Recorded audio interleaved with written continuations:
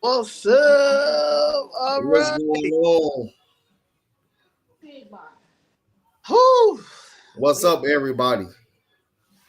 So, gonna wait till a couple more people come in. We had 7, 8, 9, 10, 11. Okay, y'all coming in. Y'all coming in. Happy Friday.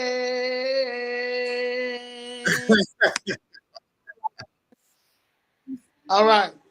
Gonna break this down. Miss Jessica has a situation with her daughter had a I don't know if you guys know, her daughter is a professional dancer and coach, and she had a gig today, or was it a show today? She had a show today and she forgot all about it. So Miss Jessica will not be here today for this evening, but we do have her notes um, for Famous Friday, and Danny C is will be here shortly. Me and Danny are currently in DC for the inauguration, and Danny just got in from doing Fox News. Did it air already? It's right. It's even edit. It probably was live, and then they catch it later. Okay, so you catch her on evening edit. She was on evening edit. So yeah, that's dope. And they can't get her. So all that good stuff. But Miss Jackson says she rocking with y'all. She will be back next Friday. Um, but you already know I am the other half of Famous Friday. And I also have all the things that we need to do for this Famous Friday. Hope all is well. We're going to start with, and we got Dave C in the house. Dave C. Dave, damn, sorry, Dave. Dave Dave M. I don't know what Dave M. My bro, little bro, part of Chicago Fifth Red. Sensational heating and cooling. So if you guys need any heat, if you're in there cold and you need a furnace or your heat fix, sensational heating is the way to go. We in the house. We are Small home business. We are Chicago Flips Red. Yes, male owned business. Yeah, no. Freedman owned business. And he has his Freedman shirt on that you can get at ChicagoFlipsRed.com. All right. This is Famous Friday. Please like and subscribe and show some love. Yeah, this is it. Danny, what you doing over there? Okay. Okay, Danny coming on over there, and that's it. Okay. So this Famous Friday, we are doing the 34th Ward, William Bill Conway III. Okay. He is the 34th Ward Alderman in the Chicago City Council. He was born May 8th. So that is a Taurus. So now I'm starting to understand why he is the way he is. Okay. He is a politician, an attorney, a businessman, a military veteran, and a billionaire. Okay. His daddy's a billionaire, so he's a billionaire too. And I think that he is his only child on his father and mother's. I think they had, we'll get into that. But yeah.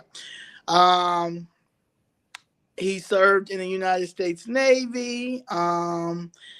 Conway previously served as an assistant state's attorney for the Cook County, Illinois, and currently serves as a professor at DePaul University. He unsuccessfully ran for the Democratic Party's primary for Cook County's attorney in 2020. He lost to Kim Foxx. Okay. William Conway III was born and raised in Chicago, Illinois. He is the son of Joanne Conway and William Conway Jr. He's an American billionaire, businessman, and philanthropist. Philanthropist. I can't never say that word, but y'all know it. Yeah, thank you. He attended the Latin School of Chicago. Ooh, the Latin School of Chicago is a good school. Okay, Billy. A private school in the Gold Coast neighborhood on the near north side.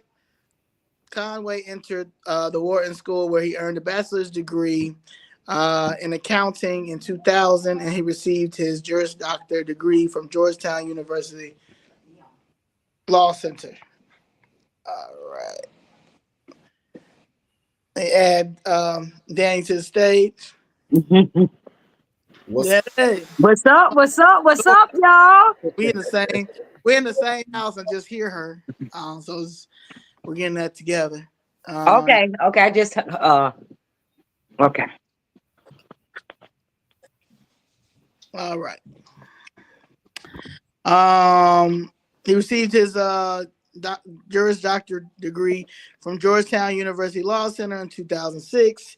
Conway then graduated from the University of Chicago with an MBA degree in 2013. From 2006 to 2012, Conway served as an assistant state's attorney for Cook County State's Attorney Officer under Richard A. Devine and Anita Alvarez, working on embezzlement cases in the Public Corruption Office. So he's very familiar with public corruption, especially Chicago's public corruption. The DePaulia notes that during his tenure, Conway prosecuted high-level corruption and financial crime cases, including the police officers who embezzled $1 million from the Chicago Sergeants Union in 2012. Conway served for 5 years as military intelligence officer in the United States Navy and Air Force, Central Command, and Senior Intelligence Director in the U.S. European Command in 2017 to 2021. During his military career, he received an Air Force Medal, the National Defense Service Medal, and the Global War on Terrorism Medal. Conway continues to serve in the U.S. Navy at the rank of a lieutenant commander. Okay. Lieutenant commander, alderman, politician, prosecutor. In July 2013, he joined the investment banking industries division of J.P. Morgan in Chicago as an investment banker, managing portfolios of large manufacturers such as Ford Motor Company and General Motors. Conway left the company in 2016. Since 2016, Conway has been serving as a professor at the Department of Finance and Real Estate of DePaul University. So he knows about real estate. Mm-hmm. And we've been coming down there for 2 years about the corruption in the real estate game in the city of Chicago. And he has yet to even sit down and talk. So to see that he is a professor at the Department of Finance and Real Estate of DePaul University, and also when he was a Cook County prosecutor, he prosecuted embezzlement cases, public corruption. So this is ironic. Teaching various courses on finance and real estate. He also works as a venture partner and manager on several investment funds, including Hyde Park Angels, Booz Brothers Investments, Luke's Bloom LLC, Rapids LLC, and Green Street Renewables LLC. All those LLCs. We get all those LLCs. Mm-hmm. Yeah. It's very similar because all these aldermen, they have, real estate licenses. Yeah, he doesn't have real estate, but he is a professor that talks about finance and real estate. But you know what? They're all part of some type of real estate. It's real estate.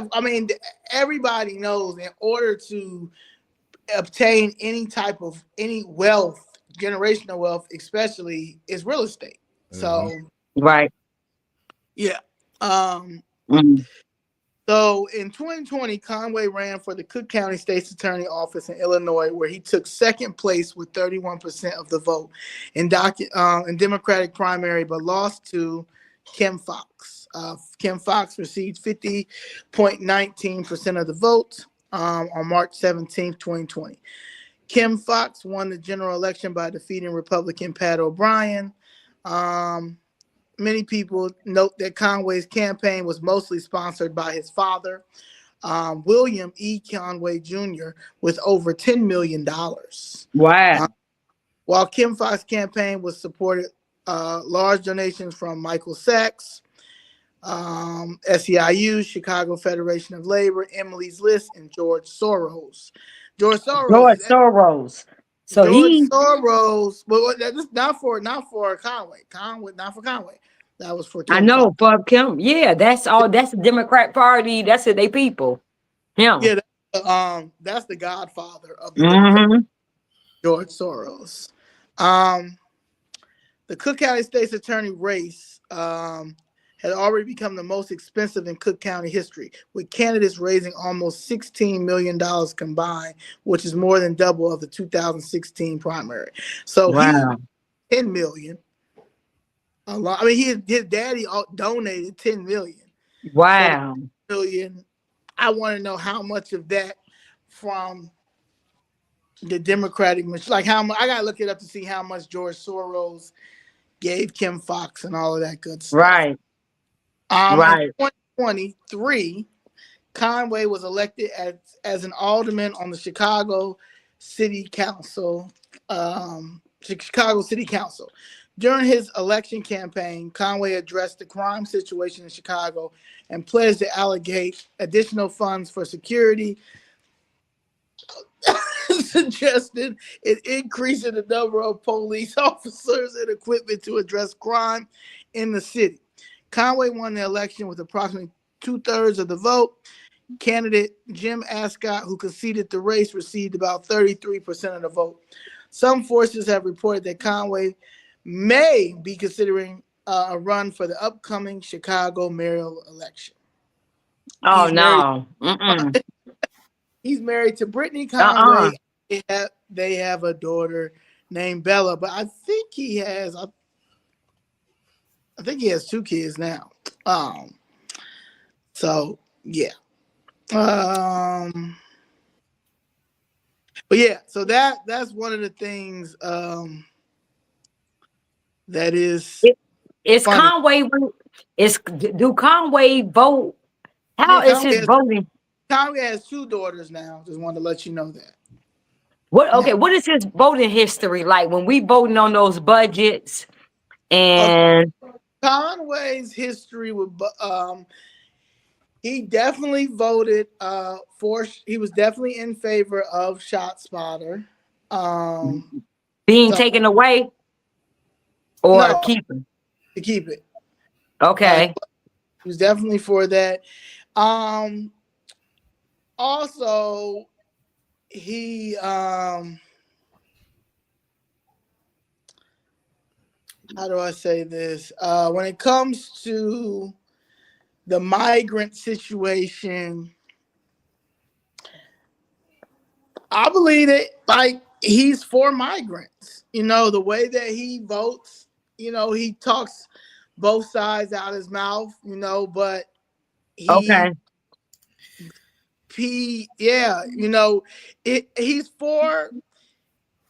for illegal immigration as long as they're not in his ward. Yeah, but he had got caught up in a few things when it came. Now he was one of the first people that there was a what is it called? Embankment, like a it was they were like under a viaduct, and he pushed to get the police involved to remove all those tents, and he did because someone had ended up getting killed over there. So hold on, I have it.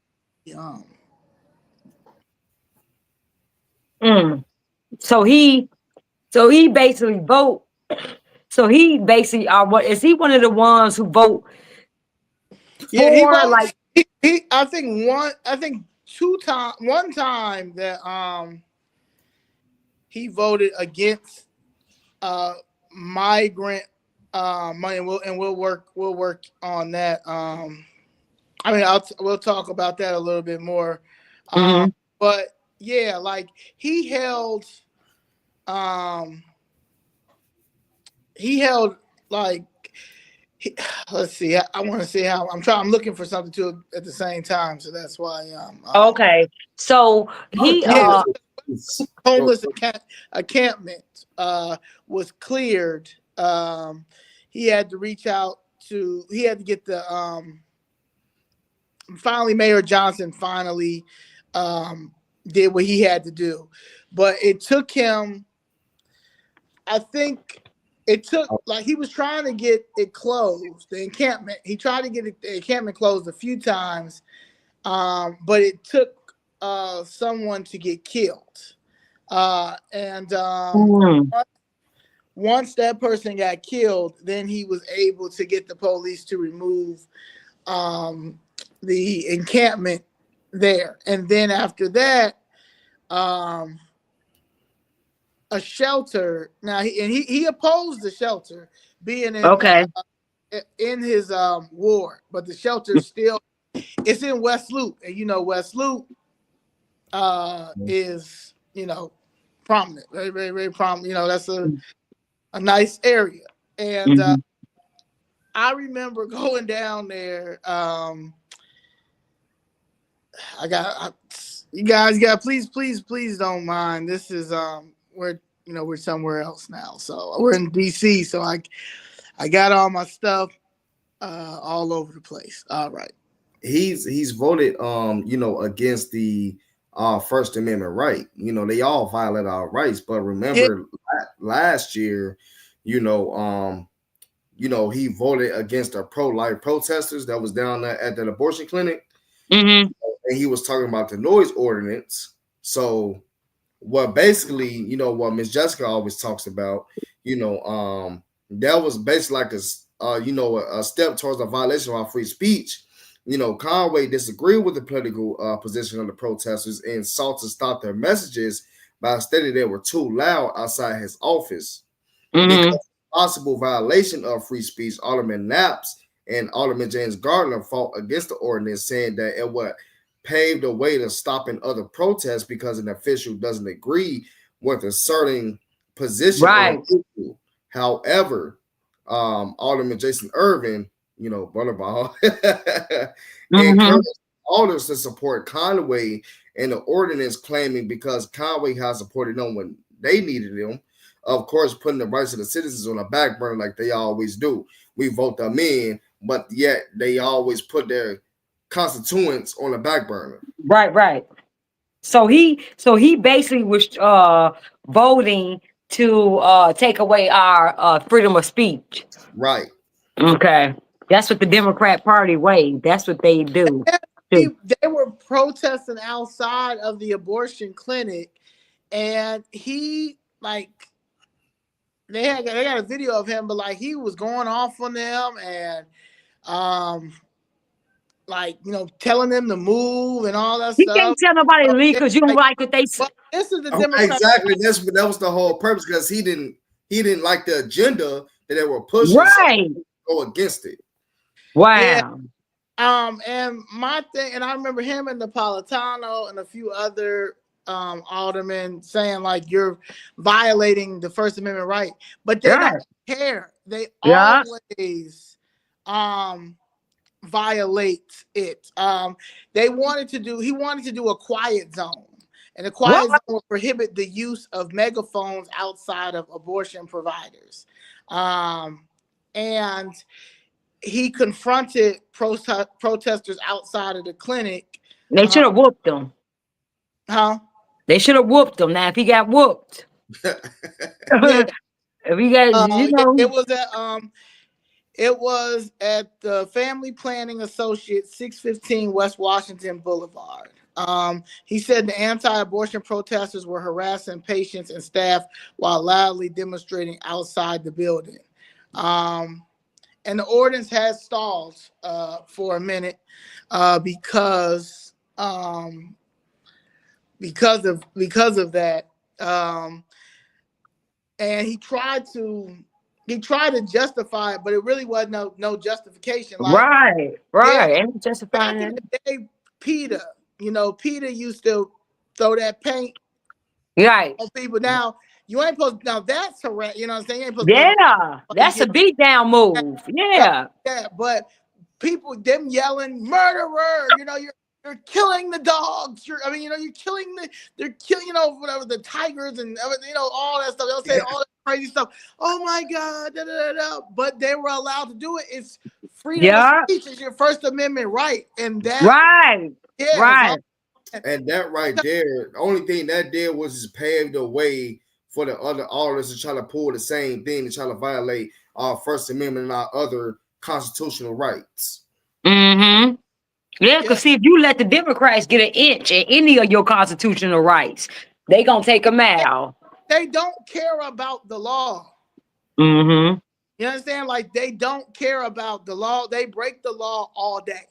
They Right. break the law. They break the Illinois. They break their state constitution. So even if it's New York State, Illinois State, what's the other states? California State. They don't care about the Constitution. The Constitution is, they just bypass it, and they feel like all they can, because they pay media so much money that majority of people rely on media, the lie, propaganda, lie. So they sit there and lie and say that this is the party doing this, this is racism doing this, all of that type of stuff, and it's not racism at all. It's literally gatekeeping. They gatekeep.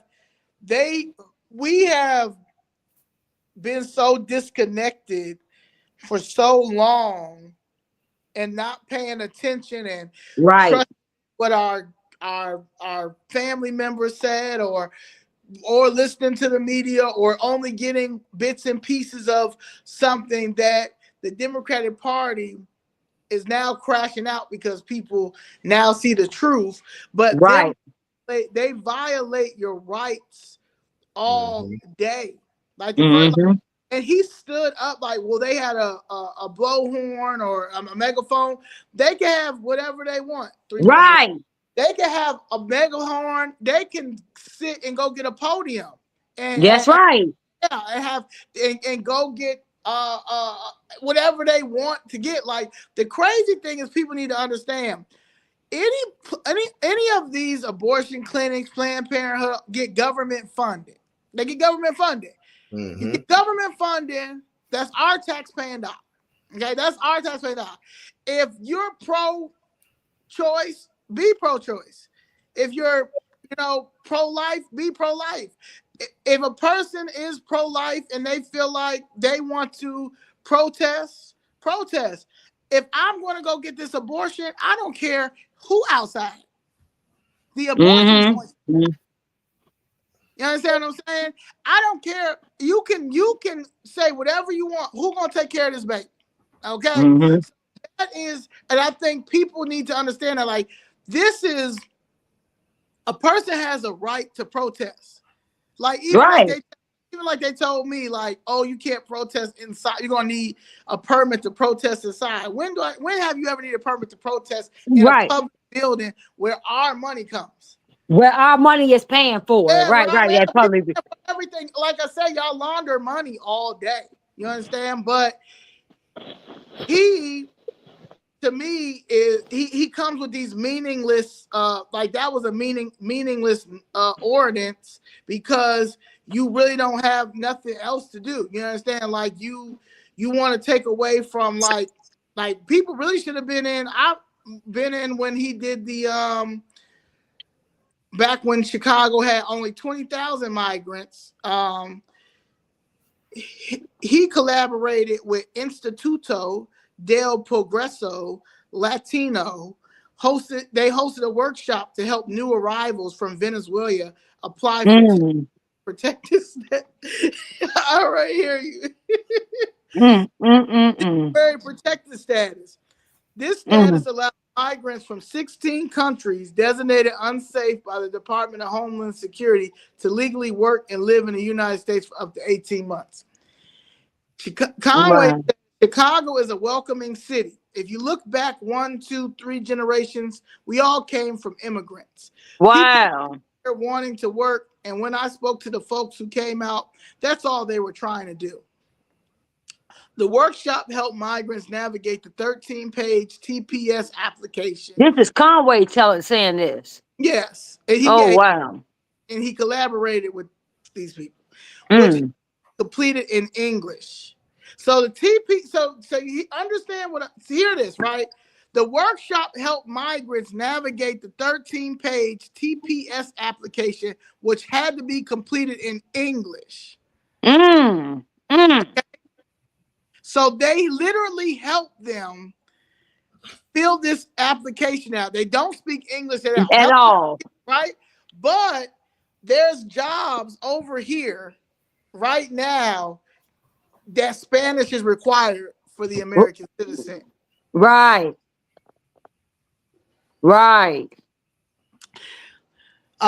Volunteers assisted breaking down the barriers of bureaucracy and language. Out of more than 18,000 migrants bused at that time, since the previous year, only about 5,000 met the qualifications for temporary protected status. So what's the qualifications? Right. What's the qualifications? Mm-hmm.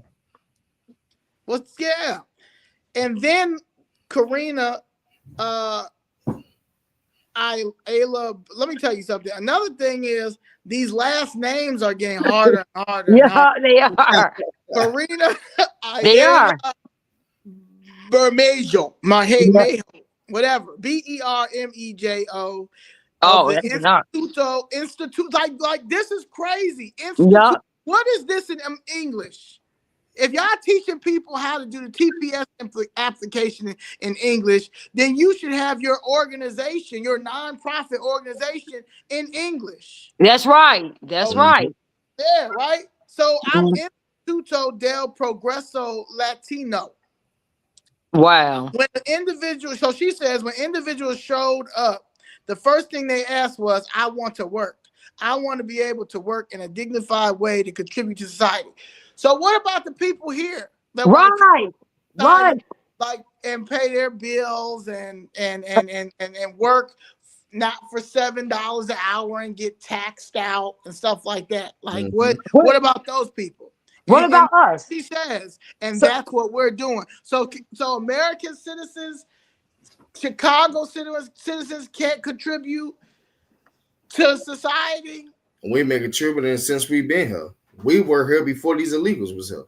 Yeah, and the fact that you're coming over here not to seek asylum, not because you are being you're scared at the country because you're being politically prosecuted. You're coming over here to take the jobs, to work. You're not coming over here seeking asylum. So that's a fraud within itself. You come over here to get economic wealth. Economic wealth off our tax dollar. Off our tax dollar. So that has nothing to do with sanctuary status and everything like that. Nothing at all. So then we go to helping them too. Migrants live in a shelter in Greektown.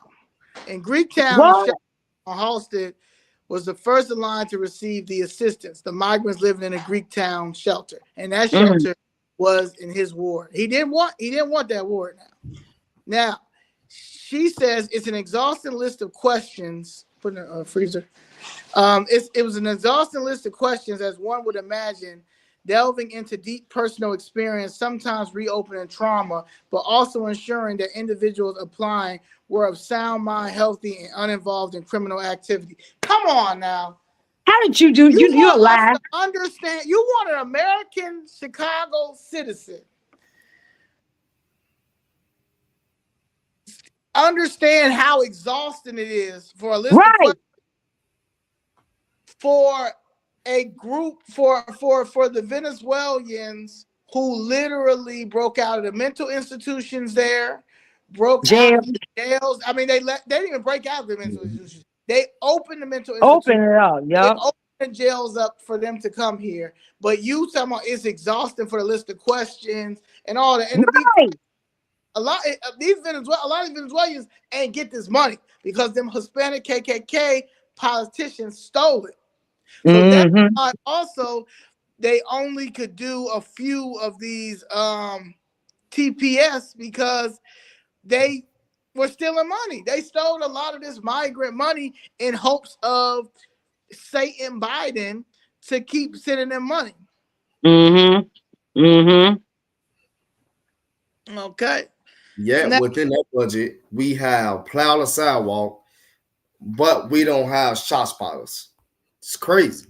well, they just tried to do. I haven't seen the update. They tried something new from Alarm.com starting on Monday, and Alderman Lopez Ward that's supposed to replace ShotSpotter, but I haven't heard anything else about it, so I don't think it did what it needed to do, or maybe it was to just shut us up for a minute. But again, all this is money. All this about money. ShotSpotter's stock was going down, and people who had some money in ShotSpotter stock, they were just hoping that it get up. But then ShotSpotter would say they worked for some people. Some people say ShotSpotter didn't work, but now it's Alarm.com. So I don't know. You understand? Like, I don't know. All I know is that ain't nobody solving nothing. Okay? Right.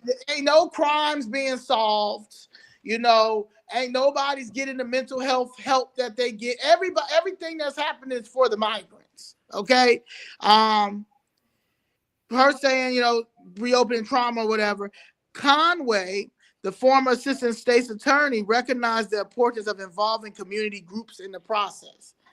Okay. Look at this. Well, wait. Look at this comment. You see the comment? They didn't apologize. You see that?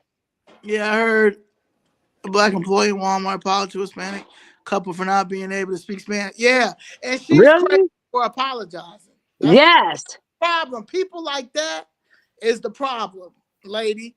Mm-hmm. Yeah, lady. I would not apologize. That's Right. insane. Ain't no way. Ain't no way. I apologize that you came over here thinking that I'm going to apologize to you. Right.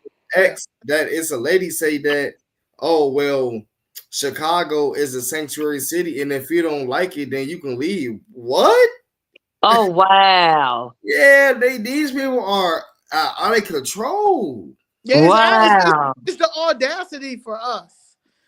Anybody with common sense is the audacity. Yes.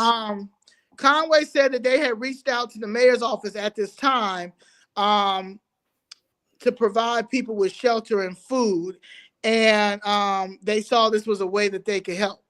The workshop was the first of the kind in the city. That's crazy how they could do a workshop to make sure Venezuelans can work. Right. Who arrived in the U.S. before the end of July of 2023. To stay up to 18 months, find work and start new lives. Right. That's something how they can come up with workshops and programs. I know they had job people ready to sign them up there and everything. Yeah. That's crazy. That's crazy. Yeah, it's insane. It's insane that they were adamant, and they were adamant about getting them work, getting them license. Yeah. Even to the point that a few of them signed up to be police officers. Yeah, that's crazy.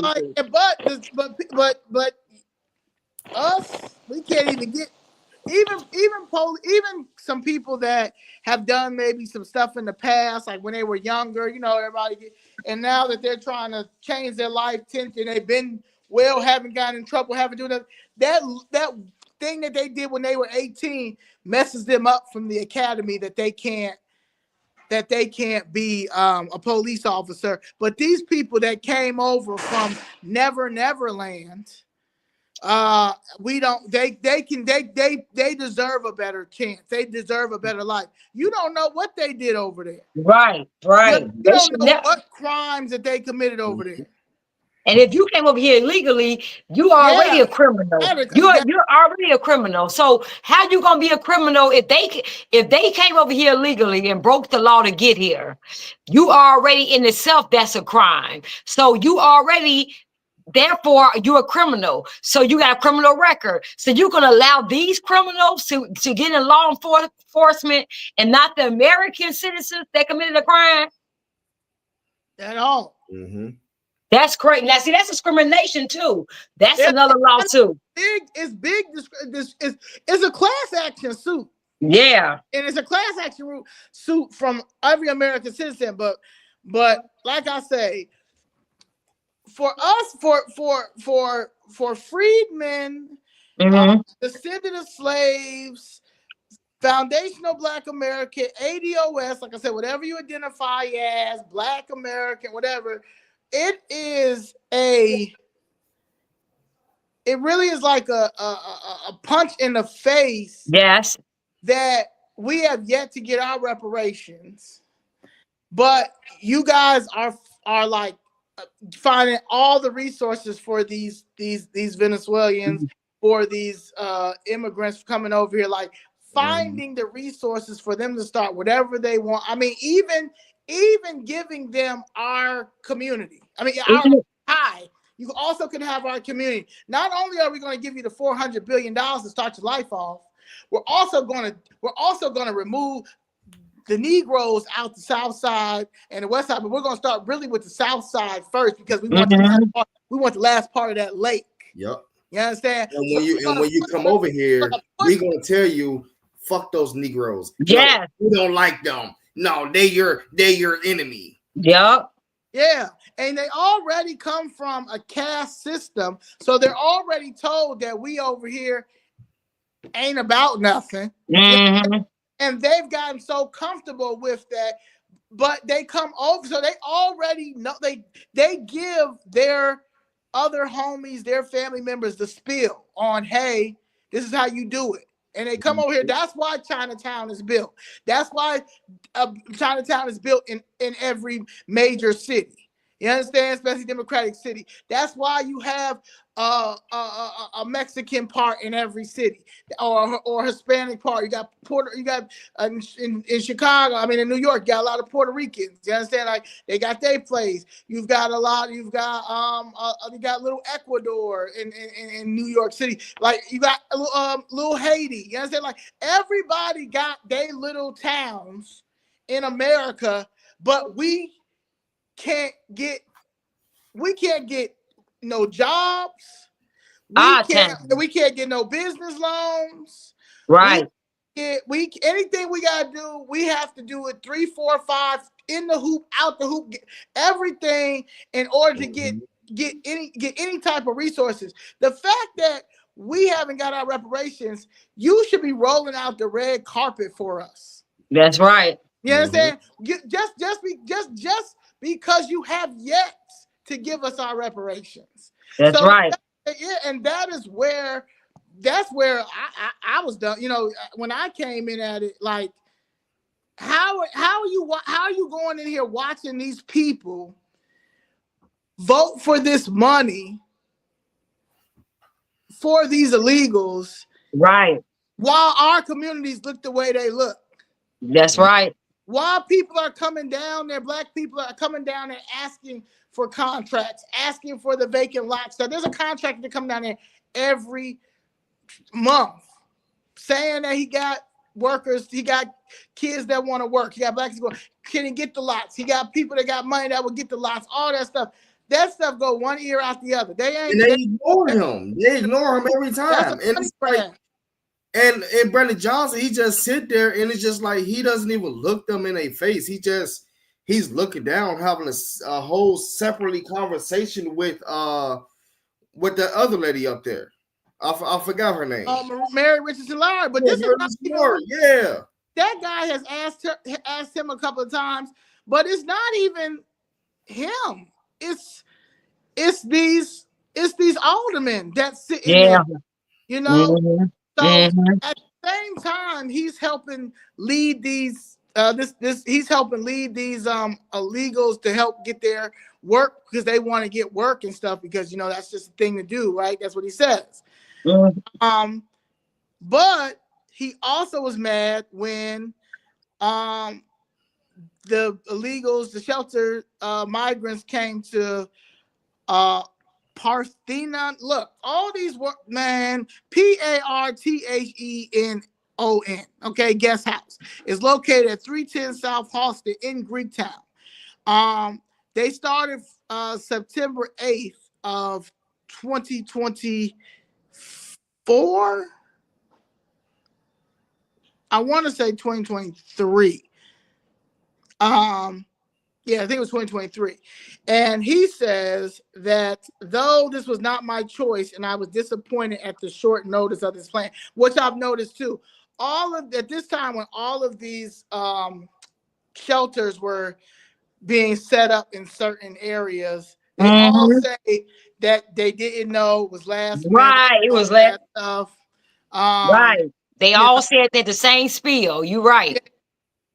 he said, I understood our responsibility as a welcoming city to work together given the situation. Unfortunately, there were some other parts of the country who tried to make a political spectacle out of a humanitarian crisis and sow division in Chicago. This was not just a local issue, but a federal one. And I encourage residents to reach out to their congressional representatives about the need for resources to find a permanent solution to this crisis. Because and I think that's where he started spilling back because it was cool helping them, but not when they started going to the West Loop. And me and a friend actually went to the West Loop. I'll say maybe in October, right around what's that? Nobu, right around Nobu. Nobu is a high-end, overrated Japanese restaurant that, you know, we done made popular, you know, starting in Miami. Everybody, we got to go to Nobu. Nobu is black. I'm saying Nobu is cool. It's got a good ambiance, but Nobu food, not even all that. However, Nobu is a high expense restaurant.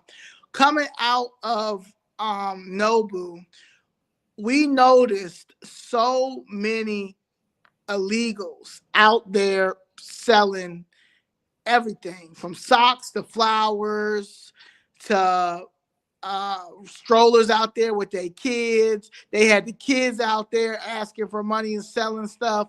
I have a video. It's on my page. I will tag it once we're done. Thank you. Please like and share, subscribe. They were out there all night. Now, mind you, it's like about 11 o'clock, 11:30. We coming out of Nobu. They're all over the place begging. I mean, anybody could have went and picked up them kids, and nobody known. Understand? They have no IDs. They're coming from the shelter. The shelter clearly don't have a curfew. When I know some American citizens, some Chicago citizens that had to go to a shelter, they had to be in at a certain time. Right. If They had to be in yeah, they were going to lose their bed. and they had to be out. Yeah. Yeah, they had to start all over. Okay, but these illegals can stay out. Stay up They all don't need night. permits. They selling hot food outside. They Yeah. sell food out of the back of trucks. They got Modelo bottles everywhere. Mhm. If a predator, it would have been a sexual predator's playground. Yes, it would. Yeah, because they got all these kids all over the place at 11 and 12. I mean, young girls. I'm like, I got a video of this little. I'm like, where is his parents at? It's a Friday night. It's almost midnight. This is I mean, everywhere. I mean, and people out partying. College kids out. College just started. You got people that's out drunk, partying, going to these, they in line, getting to these clubs, and you got these kids running up to you like, can't barely speak English. Right. You got some of the young girls was out there like, what the fuck? Like, where are we in? Like, why are all these kids out here? You know what I'm saying? Like it's crazy, and It's nobody's crazy. saying nothing. Yep. It's Like, crazy. Like we live in honestly in like a third world country, but Yes, we are. We're paying for everything. We're Yep. paying for everything, but we can't get any services. Yep. And if we ask for services, we do like the nerve. So Conway started after they came in there and was embarrassing him. You know what I'm saying? Because again, he just did this seminar and all this stuff, because that was like, well, let me do all this part so they don't come in the West Loop, but they still came in the West Loop. So December 29th, 2023, Mayor Brand Johnson had announced that the city would take $95 million in American Rescue Plan Act. That's the money from COVID. Yeah, that's COVID money. To help for the influx of migrants. These funds have become available after operational costs were covered by the city's corporate fund, according to the mayor's office. Conway, at that time, argued such significant spending decisions should have required city council approval. If the mayor's office is going to spend $95 million on anything, they should have to come to city council first, no matter the topic. In response, Conway had introduced an ordinance during a city council meeting proposing that any federal COVID-19 relief spending over $1 million requires council approval. The mayor's office reported that more than $400 million of American Rescue Plan Act funds remained. Now we do got to remember that. We got to go check to see. Because he said still here. Yeah. So we got. Yeah, I wonder. I doubt it. Yeah. Well, yeah, they still, what they do? Laundering and stealing money. All day. Okay. These allocated for various community programs through fiscal years 2024 and 2026. These programs included initiatives related to arts and culture, family assistance, community development, youth opportunities, and violence prevention. Of course, the Lion officials assured that the city did not anticipate using these funds for costs related to the new arrivals mission. And the problem was they keep calling this a crisis. They keep acting like this is something that we couldn't prevent. And not in any sanctuary city policies are we, the taxpayer, supposed to take care of illegal citizens. Now, sanctuary city is only saying that if the police stop you here, they can't cooperate with ICE to get you, what you did, if you commit a crime or anything here. That was the only thing. Sanctuary cities is not for the taxpayers to fund your lifestyle. No, especially when we can't get our lifestyle funded. Right. That is no way. Exactly. And we don't even, and the crazy thing is, nobody don't want to depend on the government. Like Miss Jessica she said something the other day to me and Afro Elite when we were eating. I think you was there too, Danny, when we was at the restaurant across the street or whatever. And she was saying like, nobody want, she's like, I don't want the government in my business. Right. We don't. Yeah. We won't. Anybody in their right man will want the government in their business. Yeah. Right. And so the fact that it's just the fact that they have all this money for these people, but they steal it. Since August 2022, nearly 35,000 asylum seekers, primarily from Venezuela, have been sent to Chicago from border states like Texas. The $95 million allocation sparked debates of transparency and oversight. The $95 million sparked debate. That was like it was like, I know, like that was like I that was know. like when people really was like, okay, y'all, it really sparked debate because that was just right after they wouldn't let nobody vote for the sanctuary city. Right, right. Then y'all took the 52 million, like I said, when I first realized that the migrant crisis was an issue, because like again, I was fighting for my property, the property situation, the violation of the Fifth Amendment and the 14th Amendment, and y'all put my mother in the hospital. But when Matasha Dunn and them started pushing back because of them trying to put the migrants in the South Shore High Sure. School, and then that's when I started paying attention a little bit more. After I still never was going inside of city council. I was still protesting outside from 8 a.m. to 3 p.m.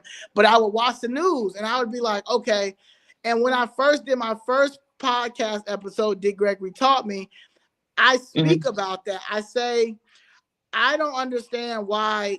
And this is before I knew that he was like, I didn't even know a mayor candidate thing was going on. I didn't even know nothing. All I know is that these people, the city of Chicago, owe my mother and my godfather for knocking this building down.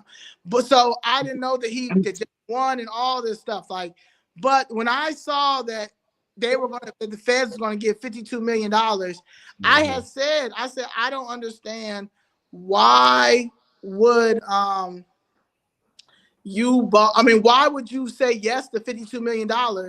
That is not enough money. It's not enough money at all. Like, I didn't look at it as this scam that was going on. I looked at it as, why would you even agree to letting the feds give us $52 million? That's a setup. That's what is that? But they thought, but the only reason why is because they just knew that they were going to give. They just were for sure. Oh, they're going to keep giving COVID, like how much they gave for COVID. COVID, the American Rescue Plan, they gave over $2.7 trillion.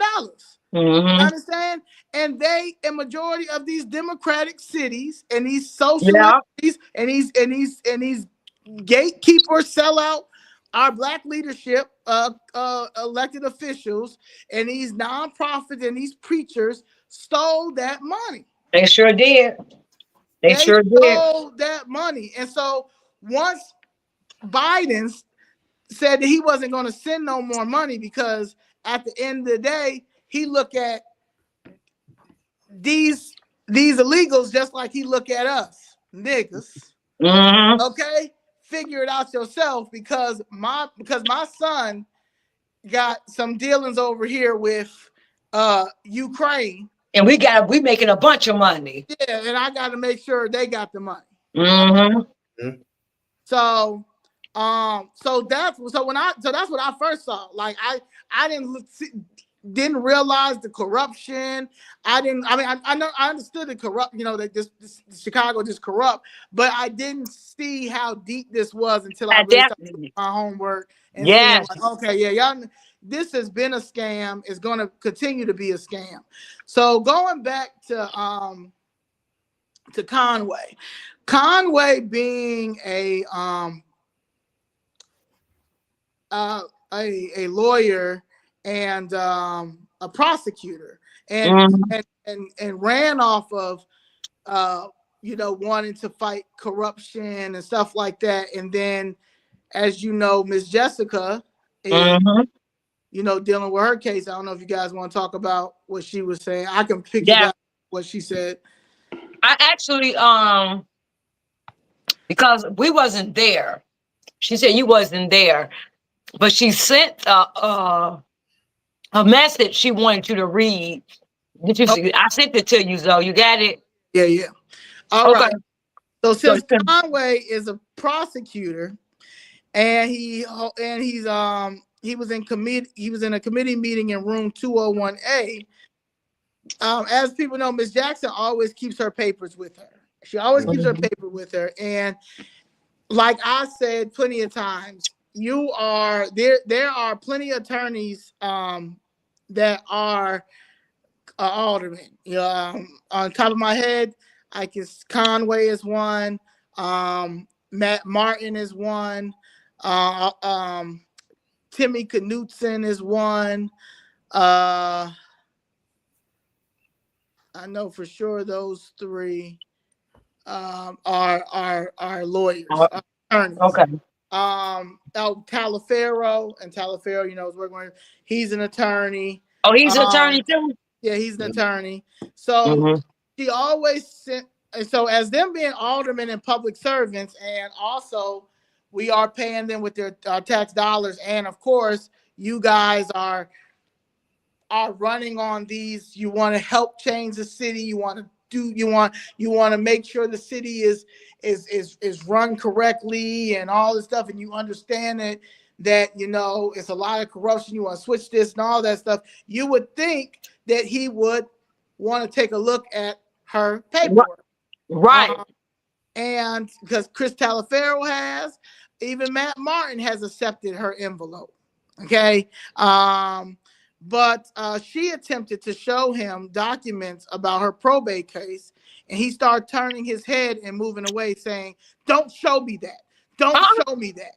But he's supposed to be a prosecutor, okay? And an alderman.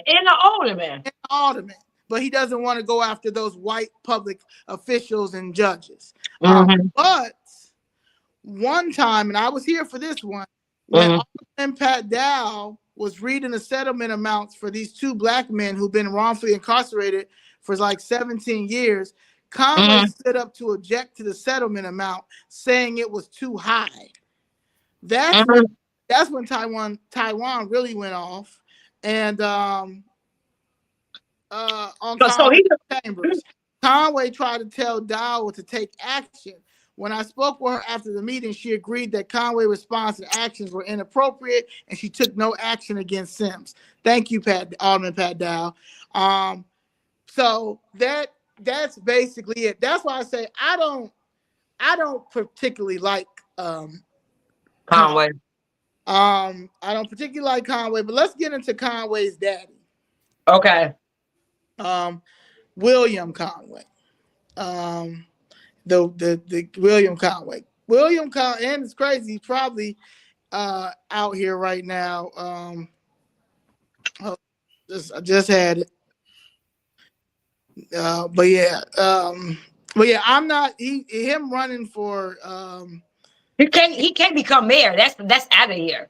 That ain't even an option. But let's get in. He got to get up out of that seat too. So yes, William Bill Conway Jr. He was born August 27, 1949. Okay, he'll be 76 this year, just like my mother. My mother's a 49er. He's an American billionaire, businessman, investor, philanthropist. Conway serves as co-executive chairman of the board, founder of the Carlyle Group. He also serves as chairman of the board of trustees of Johns Hopkins Medicine.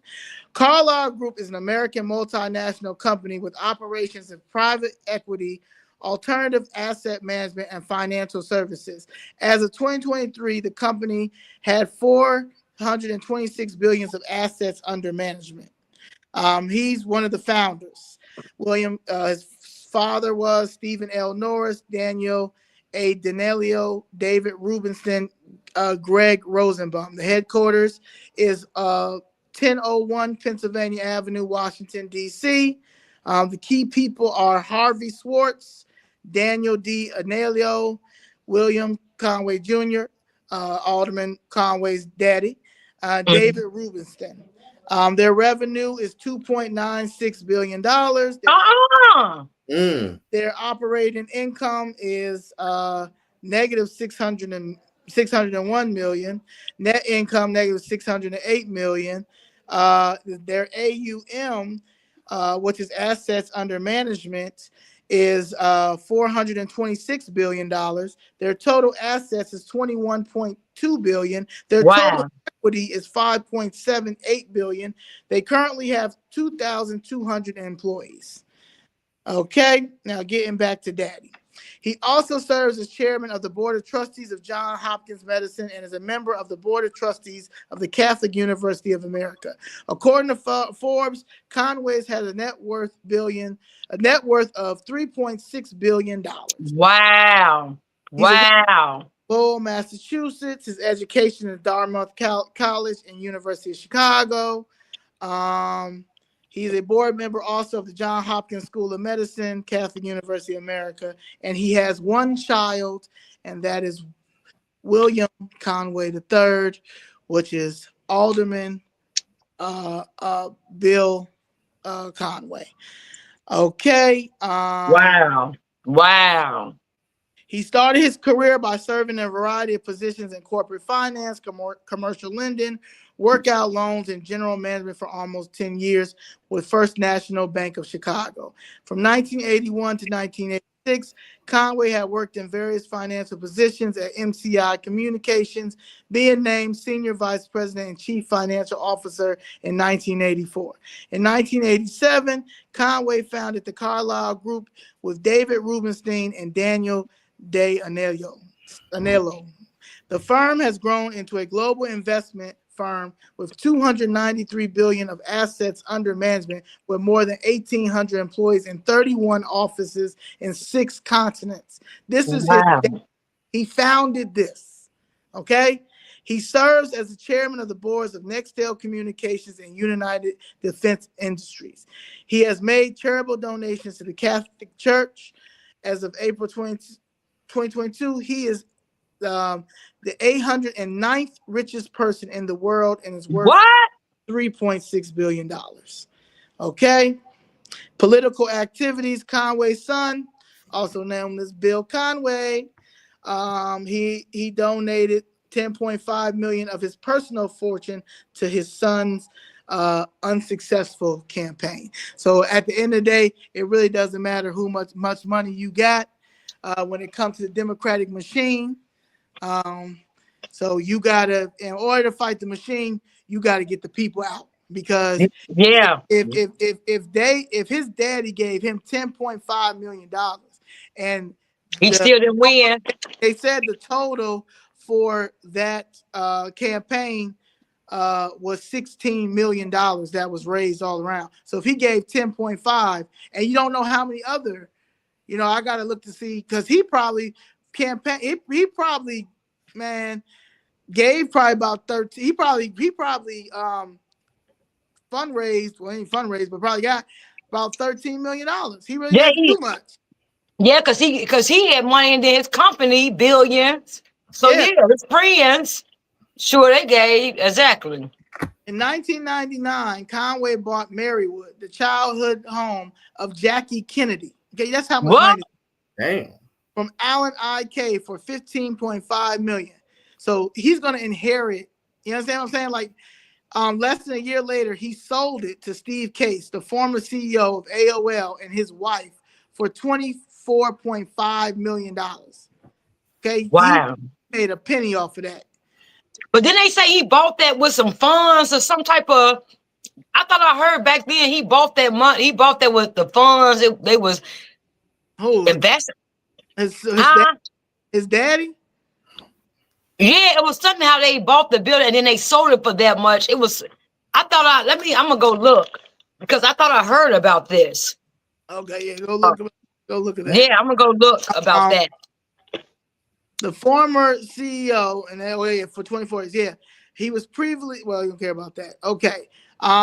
The nursing school of the Catholic University of America, the Conway School of Nursing, is named after him and his wife. Okay. His wife passed away January 8th, 2024 following a short illness. She was 75. Sorry for your loss. Conway and his wife support a number of charity institutions. In June 2019, they donated $20 million to the Catholic University of America to create the Conway of Nursing. Of course, they made sure that they named it you, because you gave them $20 million to create the Conway School of Nursing. Okay, since 2012, Conway pledged over $55 million for the Latin American Youth Center to finance organizations' educational programs. Other significant donations of Conway and his wife includes Villanova University, M. Louise Fitzpatrick College of Nursing, the University of Virginia School of Nursing, Trinity Washington University, Georgetown University School of Nursing. He really was into nursing. I mean, he spent a lot of money in nursing. Yeah. So, you said, Jack, you said you heard something about the house? Yeah, it was something about they were saying because it was like he bought it, but he was in real estate that by him being an alderman or something like that, he wasn't supposed to. I gotta look that up. No, this is his father who did it. Oh, okay. This is not him. He wasn't talking about him. Yeah, this is okay. That was his father who did that. So he also has part of the financial district. When we went to community of development that time, the first meeting you went to, and they were giving out that money for the affordable housing, and you had asked, was this going to be for the illegals? That was some of the housing bond money that Mayor Brandon Johnson put in the bonds that he just that's the Invest Southwest money. The Invest South money that was supposed to be for Invest South, for South Side and West Side. He put that money in these housing bonds, and basically to start getting the financial district together, because as you've seen I don't know if you guys seen the financial district, it's dead. Yeah. So literally taking money from our communities, just like they're taking this TIF money from our areas and stuff, bring it down to the north side and downtown. Right. They're trying to develop it because people we're losing businesses and we're losing money because of the crime of the crime of no property tax. Them lying about the taxes, affordable housing, stuff, and he doesn't speak about he doesn't talk about that. So, as a mayor candidate, absolutely not. I believe we can afford somebody who violates your First Amendment right. Absolutely not. Yeah, yeah, he doesn't care about that. Also, he I believe he's a racist. I'm in there. I'm in there, and like I said, I know a racist. Right. My mother has trained me to know when I'm dealing with a racist, and racism has assimilated. White supremacy has assimilated into a lot of these ethnicities. So even with these new the culture, with these new arrivals coming in, like I said, a lot of them South Asian Indians, they come from a caste system. A lot of these Latin American countries come from a caste system. So they're taught that you just go over there, say you don't got no money. They even started, even when they hire us, they hire us and try to give us the lowest price in our community, and right. we are paying. And we are accepting it because they're taught that when you come over here, we don't have nothing. Yup, black people leave. They don't care. They gonna patronize you anyway. They don't care who you are. They'll take nothing. You know what I'm right. saying? They'll take barely anything because they do it all the time. And they've been doing that for a long time. Yeah, so those people, don't worry about them. Yeah. You're good with them taking their money, taking their resources, putting your business in their neighborhood. They gonna patronize you. Don't worry about it. this look those group of people easy get all their money. Yes. Yeah. So you believe he's so you do oh my phone, let me get my charger. So you believe he is a racist? I definitely believe he's a racist. Just how he's in there and he's stuck up. Yeah, he's very stuck up. Very stuck up. He's not for he's for himself. And also I think he's still kind of pissed because imagine your daddy bankrolling that type of money and you still lose against Kim Fox after the Jussie Smollett stuff, you know, because that Jussie Smollett case. That was his whole purpose behind his campaign, was to run against Jussie Smollett. Yeah.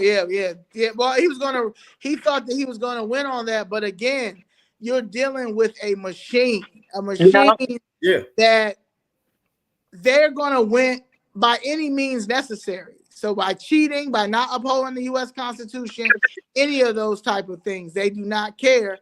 But you know, it's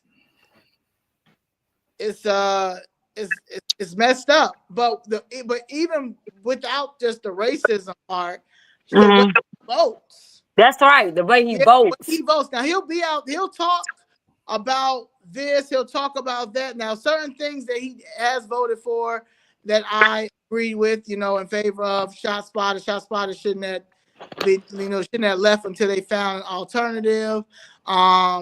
You know, but he voted on that money. You know, the budget, he didn't vote on the budget. That last budget, he did not vote. The property tax hike, he voted against that. Yeah, well, everybody voted against the budget. But the budget in whole, he did not vote for that budget. He did not do that. Also, Riley as well, I think is thinking about running for mayor too. But why would we endorse you or give you any support when you wouldn't even? You're a public servant and an attorney, and you took an oath, and you talk about public corruption. You run on public corruption, and she's trying to tell you how corrupt these judges are, how corrupt the case is, these fraudulent documents, and you refuse to see any of that. Yeah, he's slowly doing it. You refuse to sit down and look at, get that out of my face. He said, get that out of my face. Yes. Get that out of my face. I don't want to see that. See, this is why I keep saying this. This is why he definitely couldn't be mayor. People do not vote, y'all. Come on. These people who come from money like this, you got people who come from money, but he don't understand nothing about our situation. He don't understand nothing about what we are going through. We talking about the people on the ground, the people who live in these communities and these neighborhoods and what's going on. They don't understand it because in they mad, it's just to keep them rich. They come from privilege. They come from money. So they don't even understand the plight we're going through. So when somebody take your house and that's all you have, he don't understand that because his father's a billionaire, you know, millionaire, just like he's going to be a billionaire. A billionaire. So they don't care about, you know, why this is your home where you lay your head. If they take your property right now, this is where you lay your head at. You don't have the option to say, okay, I'm gonna go here and go there. This is all your money you put into your home to leave to your child. So we have to get somebody in there who's not a progressive, who's not a Democrat, who understands common sense and who understands, period, what the people really on the ground deal with and how to solve those issues. If you don't put nobody in there like that, nobody else should be in no type of position, alderman or mayor position, if they don't have those basic things. We can't afford it no more. If you don't if you're not a grassroots candidate, grassroots candidate, then you can't do nothing for us. You don't even understand our plight.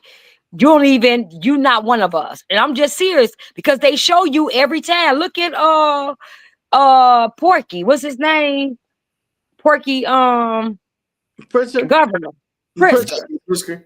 Yeah, they don't understand what we're going through. They all got too much money to understand.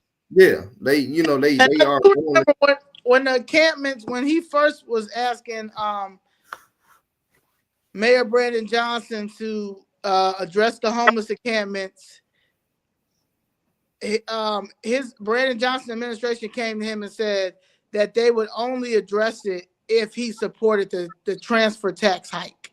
That was in 2023. And I did remember him coming out saying that, and he wasn't afraid to say that, whatever. And then once that homeless man was shot and killed over there, or so homeless, they removed it. But I do remember him saying that.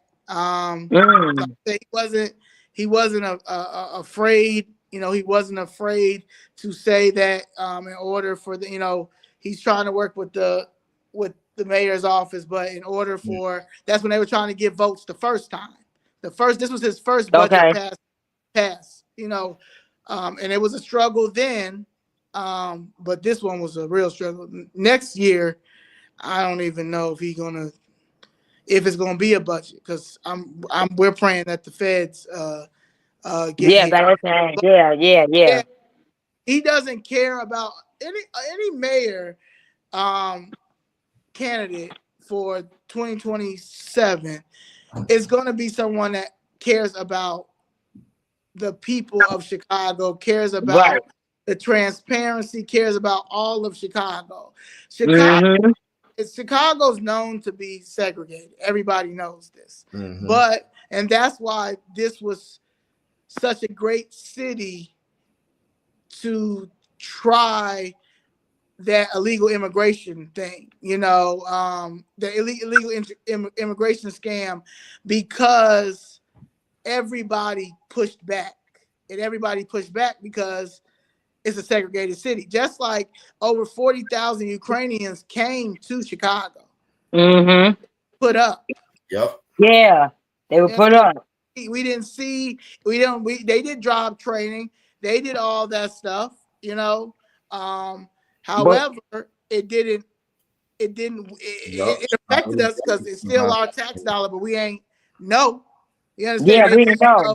And they made sure they were good, put them in there with the Venezuelans and stuff, and the legals that came over, and then the ones who the Hispanic KKK who called up their family members and told them to come over and just jump the broom. Yeah, what Patrice say? Come over from the jungle. They came over from the jungle and told them, yeah, come over here and get your stuff. I remember driving with when this first happened. This is when Independence Day, when they was celebrating their Mexican Independence Day, 2023, and I remember going. I think this was a day of the Waymakers event of 2023, and I remember getting the Uber heading down there, and I remember the Hispanic Uber driver was like, "How you doing?"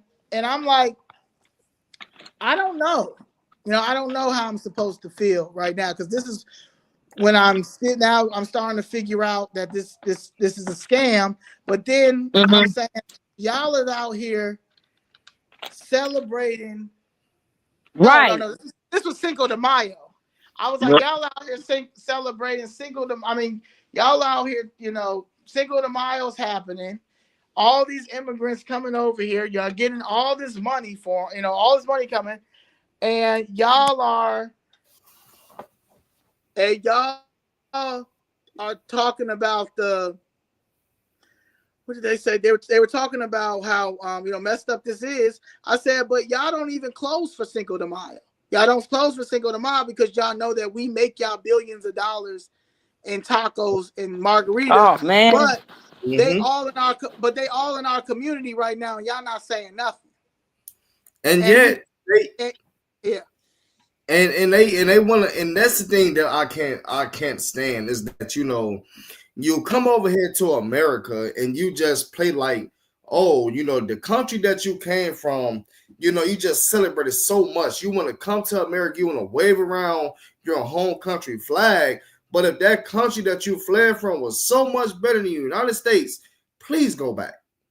If it was so much better. Because you are in America now.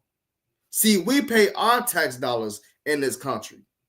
For somebody to come over here and reap the benefits off of us from black businesses and business owners that's been here for the longest, but they come over here and get free money. Let alone we can't even get business. Okay.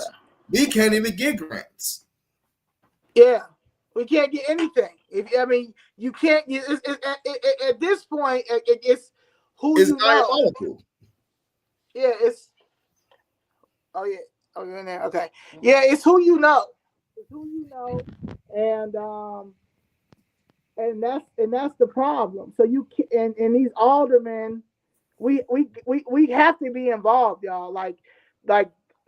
No, there's not one mayor candidate that I've seen so far that is like, oh yeah. No. And the reason why I say that is because there's no way possible that you think that anybody from Chicago Red or any of our supporters are going to ride with any of these candidates who have not helped two people that have been coming down there consistently with all of the evidence or anything like that. Like you prove to us that either y'all have no power or y'all don't care. You don't care. And you're a lawyer. yeah, and like I said, like there's no way that I could be an alderman, even work in Brandon Johnson's administration, and I see somebody coming in there. First of all, it would took two times. Like if I was the mayor, it would have took literally 2 times. The second city council, I would have seen y'all still in there. I'd have been like, man, bring them up to my office. Yeah, you go ahead. Because what the hell? Right. Yeah, I gotta see what they got. You understand? And say, look, I'm gonna look at your stuff. I'm gonna have corporate counsel look at your stuff. Let you know if you really got a case. And let you know, like what is like. It's not on you, Brandon Johnson. This was way before you. And the fact that your approval rate is terrible, and then you've got people in there that want, like Riley has asked the questions, like if Ms. Jackson has a question that she does need asked, he will ask the questions to certain committee people in there. He will try do that. Like that's the only one that I see that will if she does ask him, and like I said, he will look at it because he's tired of it. He's down there, he sees the BS, and he's also an accountant. So, and as an accountant, and Ms. Jackson, is an accountant by trade, they both understand when this budget and understands that, and I think at the end of the day, Riley knows that this is some BS. However, Conway, you can't be a prosecutor. You can't be a person that wants to run a whole city when you can't even sit and help one of the people. One of the people. Yeah, in the city. In the city. What makes you think that you going like somebody's going to vote for you? Like literally, you got immigrants all in the West Loop at 10, 11, or 12 o'clock at night. You voted for you voted for the money when it comes to the migrants. You went and held seminars for them. You've done a lot. You've done a lot for people who haven't put a dime in this country. But you won't help Chicago citizens. People should vote for you as the mayor. Yeah. No, you're not going to have the support of Black Chicago. Yeah. You need Black Chicago, especially now. Black Chicago waking up. Black Chicago has woken up. A lot of and that's what people have to understand too. We got the city behind us in all nationalities. We have allies now. However, you can't do that. You can't try to even hint about being a mayor, and you don't even want to help a person who's been coming down there consistently for 2 years. And you won't help. You won't help the people who, if that means if you are mayor, you won't help. You will just help certain people. You won't even, And what are you gonna do? Violate my First Amendment right if I come down there? Right. What you gonna do? Because you Tad don't want you. If he wants to silence protesters who outside protesting, and he don't like what they're saying, imagine what he would do if he was mayor. Yeah, please like and subscribe. Thank you for that. But you know what? All them Democrats, this is what they believe in: censoring people who don't agree with them. They want the censorship period. That's why we keep saying, dude, you cannot look at the person. You have to start looking at the party, because mostly the party it's the rules. The people are just the people that's going to implement what the party wants. So the Democrat Party is trash and anti-American. They don't want, they're anti-American. You see what they're doing far as what they voted for on Capitol Hill, where they won it on the Capitol, where Jasmine Crockett, because they want to be able to have trans men, men in women's sports, and we don't want that. So they're not the party of Americans or women, like they keep trying to tell you women. They're not the party of that. They're the party of an anti-American agenda. So you got to look at not just Conway, not that just Brandon Johnson, you got to look at the Democrat Party as a whole. So when we say flip Chicago red,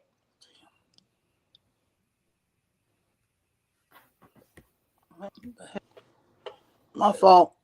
When we say it's going down, we here, but it's when we say flip, when we say flip Chicago red, it has to be an entire party change. Yeah, like you have to revamp. Like there's nobody that's honestly competent in the city of Chicago that I've seen down there at City Council. Like there's a few that say some things and stuff like that.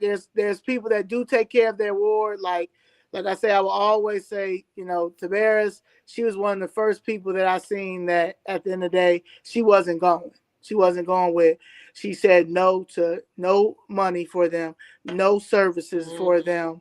No, you're not going into this Kmart over here. No, I'm not feeding into any of this, because again, you're kind. You understand? And that's one of the things people need to understand. Like, you're kind. Like we know to get, like, there's certain people that you like, hell no. And when it comes to our culture, our race, you understand? Like, hell. And so she knew exactly what they on. Like, this is a scheme. Like, and I'm not gonna get caught up in this, and I'm not going to risk my career for something that I already know. You understand? Like, you know when somebody is really in need, and it's really a problem, really issue, and not. You understand, they come from the Hispanic background and stuff like that. They get the tea that's over across there, like what's going on with Venezuela. Venezuela, what's going on? Like, we literally, even with the Ukraine and Russia war, I seen like when it first started, when they first got in office, the Biden administration, and when the people was trying to like run from Ukraine, it was all getting on the bus, getting on the trains and stuff, and they started even like the Africans that's over in Ukraine, they wasn't letting them on the trains or anything like that. So once then they stopped that, but like they showed that like Ukraine needed help. They didn't show for that long, but they showed for a minute to be like, okay, well, Okay, we're in war with them. You know, Israel and Gaza, they show that situation with the hostages and stuff like that. And you see, even with the Hamas with Gaza, they not trying to come over here. They over there fighting for their land. You understand? These people came over here and for free and got everything. Because they were on the video on X when they were getting those people up out of that 73rd and what is it, Phillips, went over there getting those illegals out their apartment building. They showed videos of one Venezuelan woman. They getting her free everything. She got money in the camera, counting it all, 20s and hundreds. She got new Nike, what is that, Jordans. She's showing her car that she in and what kind of car she got. She's showing her car, her Jordans, and her money, and showing her just out here. So this is what they showing online. And when you in Venezuela, you seeing this, and they like, come over here. Look how we living. Look how we getting down, and that's what's happening. And everybody coming up for that free stuff, everything. So this is a whole scam. Yeah, and it's been a scam. And they started honestly with that COVID money in 2019. You know what I'm saying? Like that, and like they planned this. You know, they planned for the major cities, New York, LA, California, Chicago, Illinois. Like they planned for this, and yeah, like it's crazy to see it play out. Yes, it is. But it's going to be. It had to happen. You understand? It had to happen because we had to wake up. And I feel like I always say, I feel like the higher power was like, what can I do to make these people, these black people understand like we are under a race emergency? And it was, okay, we're going to open the border up. But not only are we going to open the border up, we're going to just deliberately give this money in front of these people so they can, and then we're going to put them in a neighborhood just to let them know, like, hello, wake up. Wake up. And how dumb are you gonna be? And so when going back to Conway, why would we endorse you as a mayor when you support them more than you support the black community? And then not only that, you have him that slams the door in the in somebody's face who has a real court case. You have an alderman who sits up there and laugh at the Chicago citizens, and you also have another alderman that wants to lower the speed limit to 25 miles per hour, so that way he wants to be able to ride his bike in peace. Also, on the other hand, he wants to do the plow the sidewalks because he's too lazy to get out there and shovel his own snow. You have Jason Irvin that sits up here and that put in the city's budget $400 million security detail for his wife. Yes. I mean, at this point, it's just like they just spending our money how they want to spend it. Yeah, in our face. Are you sure it's 400 million or 400,000? 400,000. I'm sorry. 400,000. I was about to say it's time to call the feds. I was about to walk to Pennsylvania Avenue right now to see if I could speak to somebody in the White House right now. Hello, please. I'm waiting for Trump, but that right there alone should definitely help y'all understand that they don't have y'all best interests at all. They in your face just saying y'all stupid enough to let us keep doing this. Y'all, we've been getting away with this so long. Y'all never said nothing, and we in your face doing it. Right. It ain't hidden no more. It's in your face. Yeah, it's like at this point, it's like I can pee down your back and say it's raining. Yep. Yeah. Yeah, y'all stupid enough to be. See, that's why I'm mad, because it's the audacity and that you all think we that stupid to just keep going for this and not saying nothing and see what's going on. It's that right there that I can't go. I can't be quiet, because how dare you think we're that stupid? Yeah. And some of y'all need to wake up. Like y'all gotta take the emotions out when it comes to the Republican Party. Like Yeah. they're these extreme racist people. No. We're dealing with gatekeeping on the Democratic side with racism. These white liberal Democrat that's hiding their racism under being white liberal and focusing on the LGBTQ and just a distraction with the LGBTQ, because the LGBTQ is they everything to trans right now is the last part of as much money as they can get. You understand? Right. However, this white Democrat that's in office, for instance, we'll go with Satan Biden. Satan Biden teams, it gets teamed up with Obama,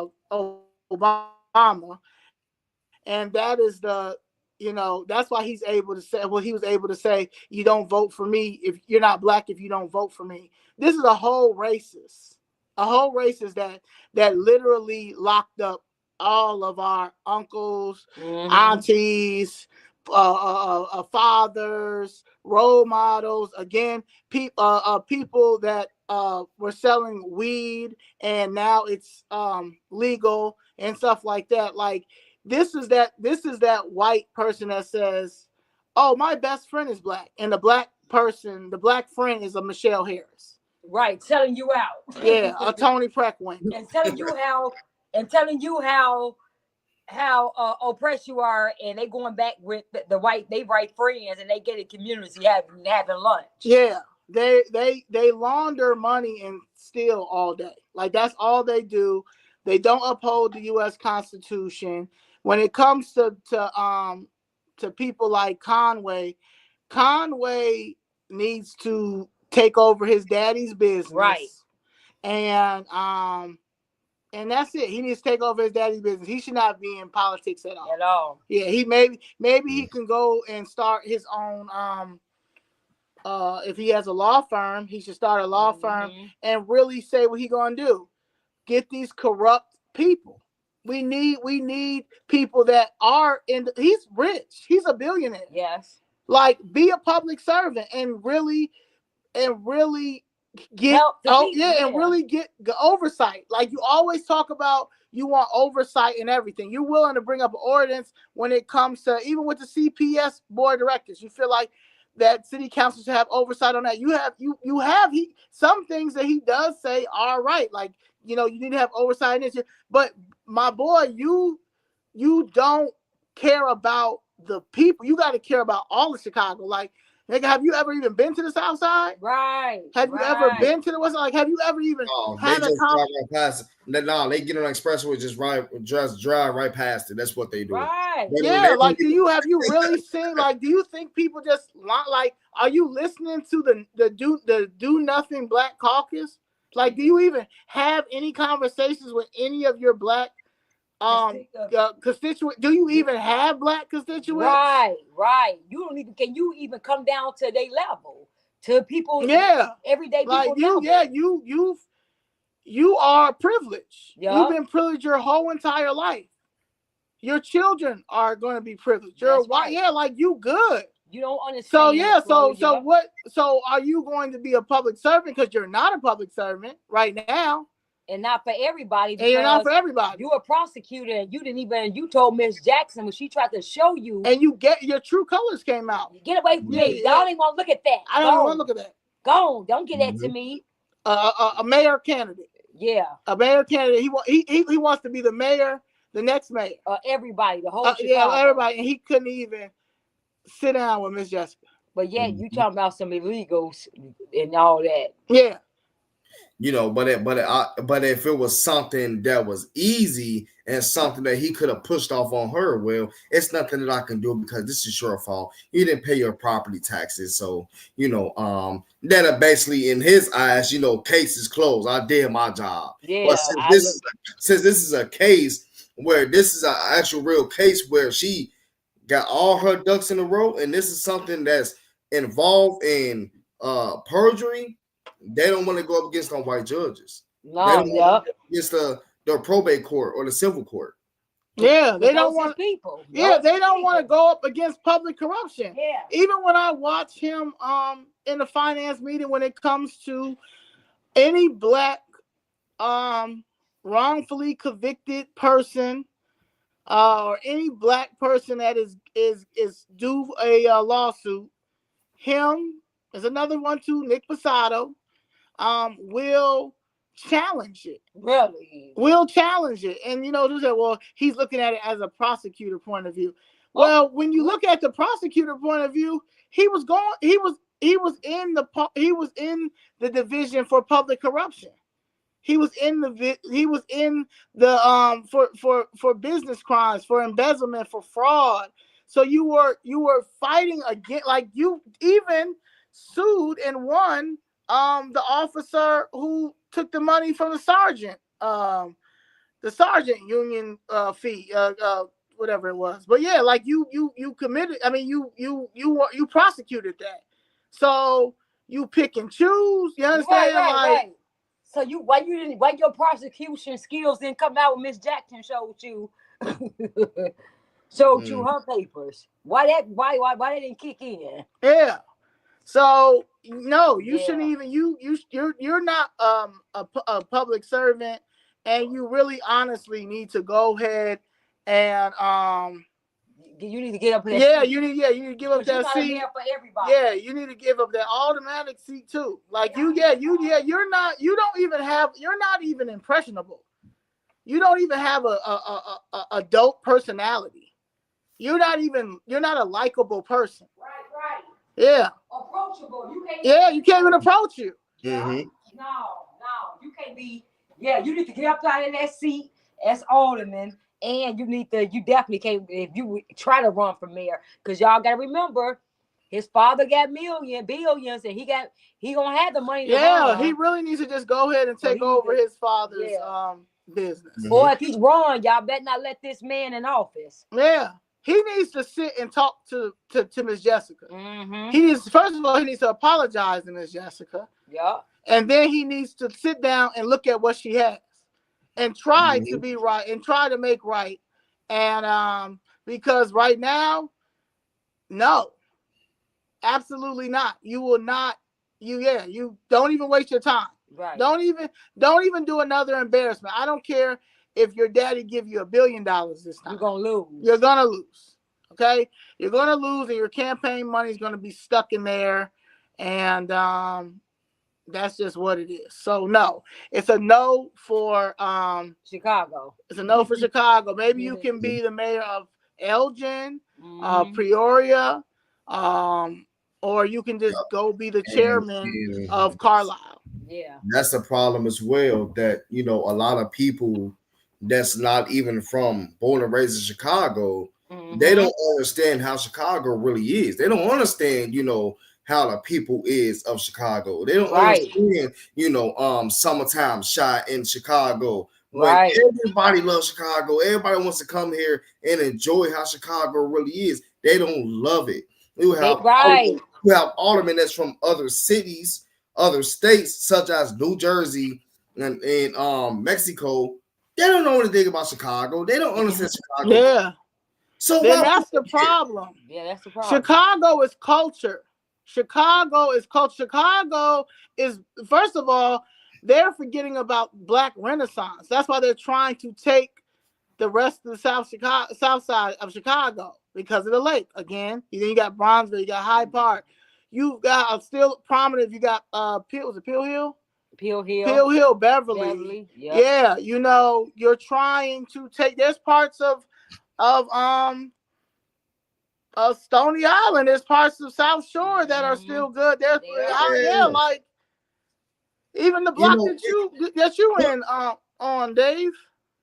That's a nice. I remember I was telling you about that block. You live in a nice neighborhood on the south side. Yeah, Park Manor. Yeah, it's real nice over here. The one, this block is fully like the original bungalows in Chicago. And look how long it took for them. Peel Hill's in Calumet Heights. No, Peel Hill is here. That's around 80 Stony. That's what I thought. Yeah, where's And Kwame? Kwame, you already know. Kwame Raoul probably is on the phone with Jesse Fuentes. They are buddies for real. That's yeah. So again, Jesse's girl, can you please see if Kwame can come around? But Kwame about to go to jail too, probably. So it doesn't matter. In But Chicago, yeah, so black man, Jean Baptiste Point du Sable. they said the neighborhood is in Calumet Heights. I thought Pill Hill was just Pill Hill is here. It's right there on like 83rd around Stony up in there. So Pill Hill, no, because my sister used to work at the Pill Hill Daycare Center on 87 in Stony. So no, that's yeah, they may have another Pill Hill in Calumet Heights, but that's not the Pill Hill we're talking about. It's like Beverly and Pill Hill are the known places in Chicago over here where we at. Pill Hill and Beverly are the places. Yeah. So, and no white alderman down there or Hispanic alderman down there has talked about how the illegals have been detrimental in our community. Sure haven't. They haven't talked about, well, I can't believe that you would even think to put them in that neighborhood because you've already know how they need infrastructure. Yeah. They're confused. Yeah. Or not one person just as long as they don't put them over their neighborhoods, they okay. Yeah, not one person said that. Not one person said it. And nobody talks about the lack of education in our areas. Nobody talks about the lack of generational wealth in our areas, where people is only they want to push the subsidized housing just so they can push that off on us, just so we can't fund our public schools, so they keep people indoctrinated, so they can't learn about politics, because you could change a whole lot of things through education, and I'll talk about that all the time. Yep, you talk about that all the time, and that's what they need to understand. Like, we need STEM programs in our community right now.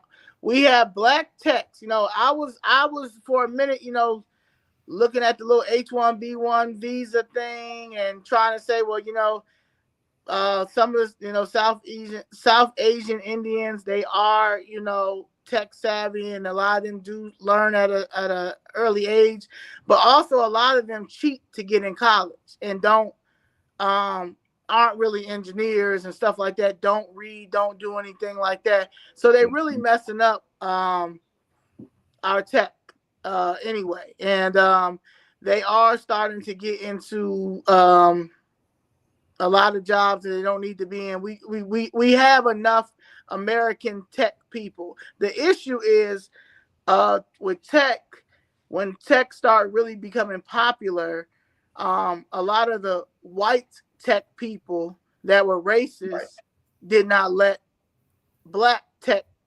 Americans, FBA, ADOS, Freeman, get a chance to get in, or was welcoming. So the Indians, they got a pipeline. They start building a pipeline to get into tech. Okay, and that's what it said. But the Pill Hill, it's is it called Pill Hill, Chicago?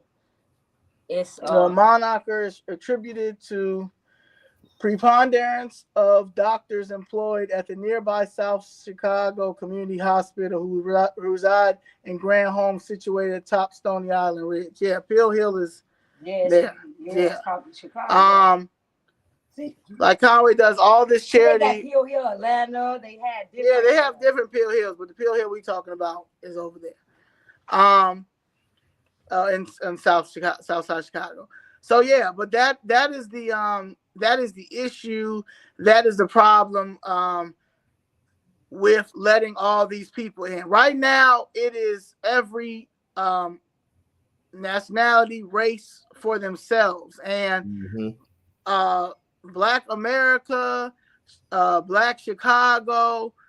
We got to keep going. Like, this can't never happen again. We have to vote all these people out any black alderman that even tries to tell you something different down there, they're lying because they're trying to keep their job because they make a good amount of money for part-time. And they don't have our best interests. Like yesterday, the casino opportunity investment was at Baptist Church, Third Baptist Church. Mm-hmm. One of our members went there. He said a total of 600 black people came out to listen to that investment opportunity for Bally's Casino. Mm-hmm. And when you read up on he said we're going to explain it. We're going to figure out what day we're going to come on next week, but he's going to break down the investment opportunity. And it's sad to hear what they're trying to offer. But the fact that 600 black people went over to the west side of Chicago to listen to that investment opportunity is how I know that it's something wrong. And those type of people, like you got to stay from around. Mm-hmm. You have to stay from around it because all these illegals that came over, like just now with the illegal immigration scheme, they got $400 billion worth of free money. They didn't have to sign up for no seminars. They're not giving them, they're not telling about investment opportunities. They didn't need no grants, none of that. They got all the money to do whatever they want to do. Easy money, but when it comes to us, it's a problem. Yeah. We gotta, like you said, we gotta jump through 5 different hoops just for us to get denied again. You know, I mean, you can have a 700 plus credit score, 800 credit score. They want you to do more qualifications when all they did was cut a check for these illegal that came over here to the United States. And they couldn't even do the same. Yeah. And they couldn't do only a few of them because they stole a lot of their money. They stole a lot of their money, and what they thought they were going to do was they were going to just put them in our communities, and we weren't going to say anything.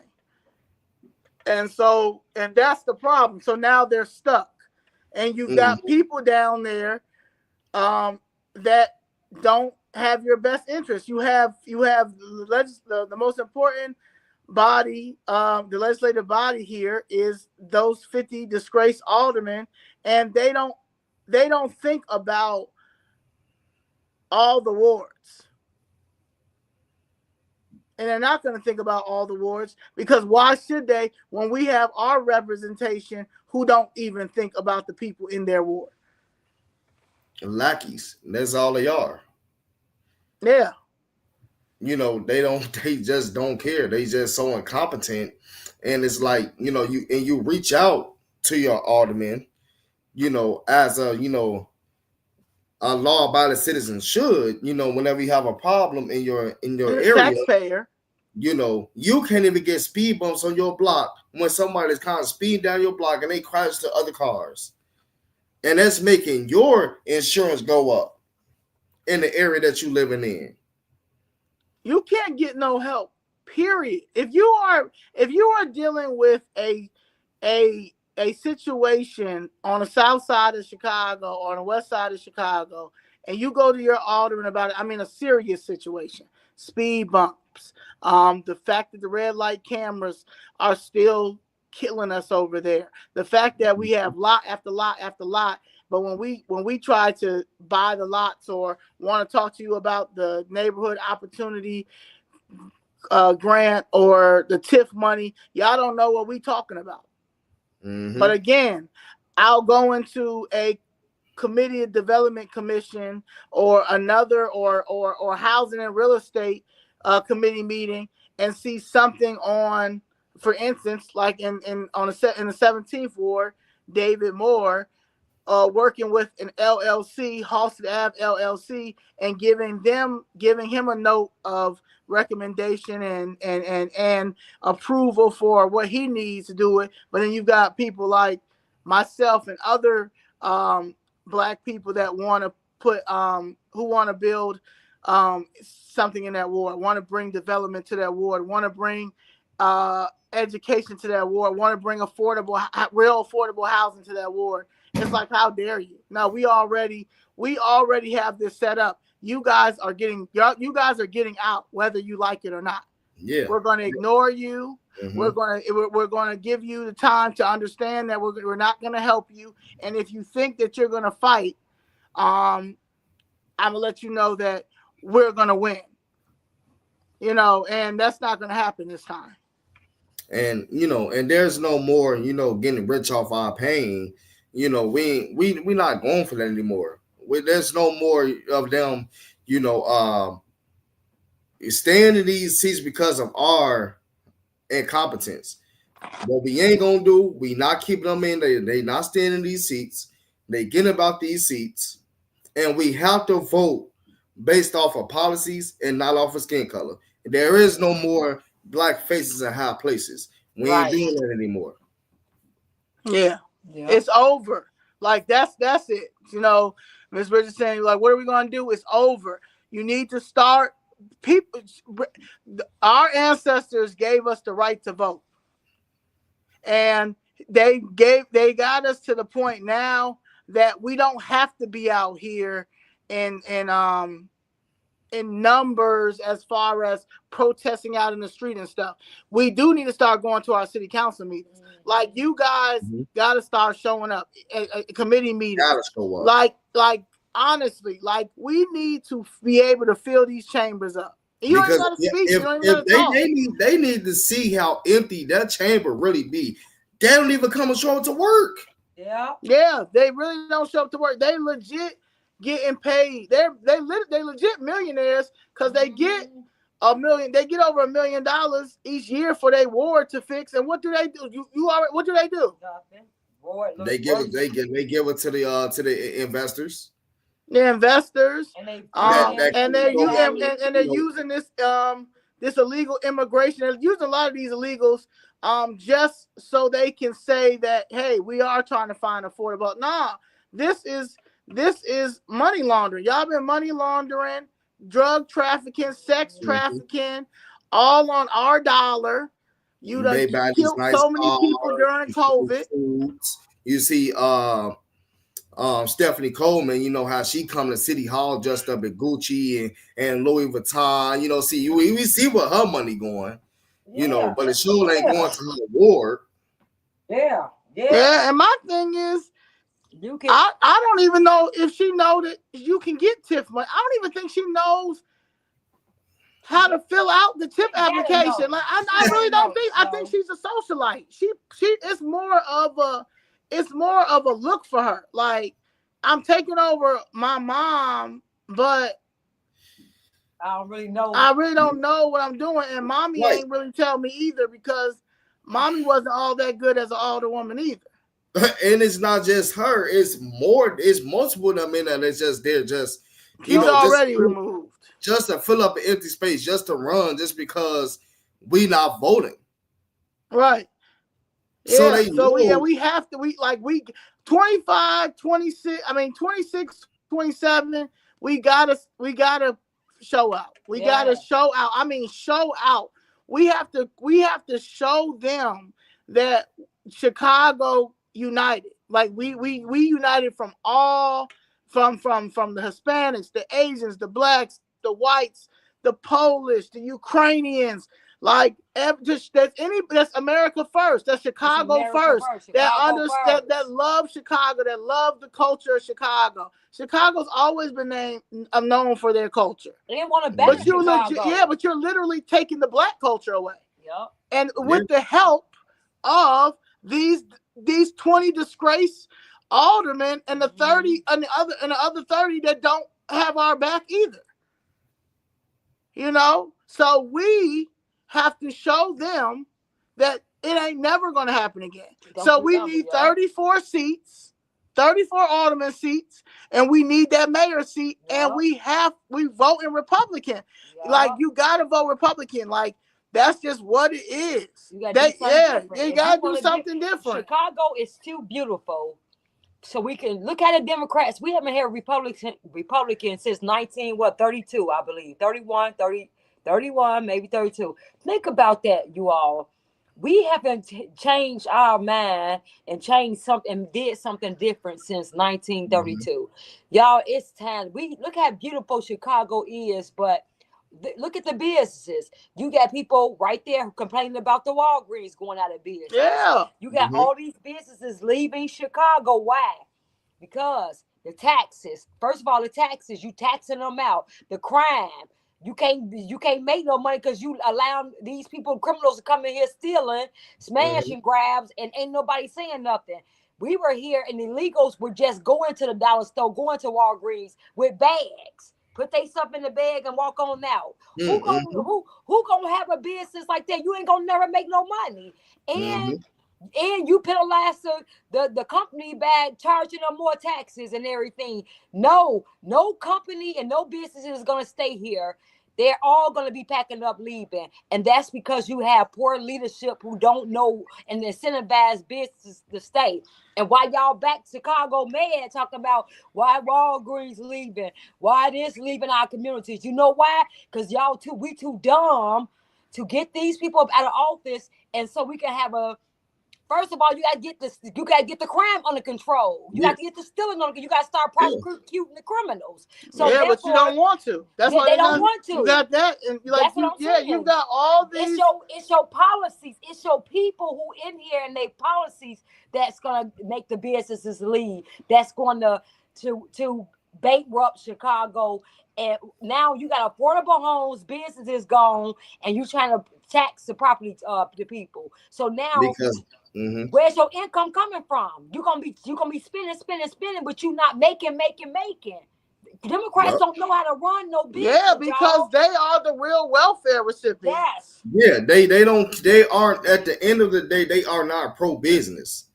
They're not pro-business. They're not pro-business. They want to. They're pro-theft. Yeah, they want to tank your business. Pro-trauma. Yep. Pro-black oppression. Yep. Prioritizing right now is the money game is trans women. Trans. You show me, and I asked this earlier. I asked Danny. I want to know. Please show me the first transgender slave. Yeah, because Jasmine Crockett tried to. When the Republicans voted against having transgender in women's sports, she tried to put the transgender plight with the black slave plight. How dare she? So please, if you can point out the first transgender slave that was out there in the field, we would like. I would like to know that one. Because I won't say nothing else. If you can find the first transgender slave. Because that's the problem. Now, see, we have to stop all this now. Okay? They're going to start, they're going to go make up a story about the first transgender slave that got hung. Okay? Once they found out that I don't understand. Like, niggas wasn't worried about any of that back then. You understand? Like, they were identifying as free me. Okay? How can I get out of this? They right. Okay? So, like, to sit here and try to erase, and this is black. This is how I know. This is how dangerous these people get. Jasmine Crockett. This should be her last time. That is. This should be her last time. Because think about it. You cannot go into a Jewish place or talk about Jews and compare your plight to the Jewish Holocaust. Yeah, they ain't gonna let you do that. They're not gonna. You can't say transgender and ism and what they're going through is just like the Holocaust when the Jews were exterminated by Hitler. They're not gonna even allow you to even compare the two. Yeah, they're not going, and so that is the problem. Because next they're already trying to start it. Like it was the first Latino slave that was on the plantation. In Jackson, Mississippi. Get out of here. You understand? Like, y'all, yeah. It's just always something. So we have to ignore those type of things. That people doubling down on the welcome ordinance, all that stuff. we have to ignore that and start just demanding forensic audits. Okay, Mm-hmm. the city of Chicago citizens should not pay any more property. They should not have another property tax increase. They should not have another tax increase until we get a forensic audit in each department. And we want the forensic audit in CTU. Right. We also want the forensic audit in the Chicago School Department. We also want the forensic audit in the Chicago Police Department. We want we want a forensic audit in the Cook County Sheriff's. We want a Cook County Jail, Cook County Hospital. You understand? Because like somebody said, there's a lot of organs that leave out, but no organs never go in. Mm-hmm. You know what I'm saying? Stop playing with us. Mm-hmm. Okay, we are funding Black America. I'm talking about all of Black America is funding the Democratic Party. Yes, we are. Off of our Black oppression, off of trauma, and off of LGBTQ lies that should not even be a forefront of anything.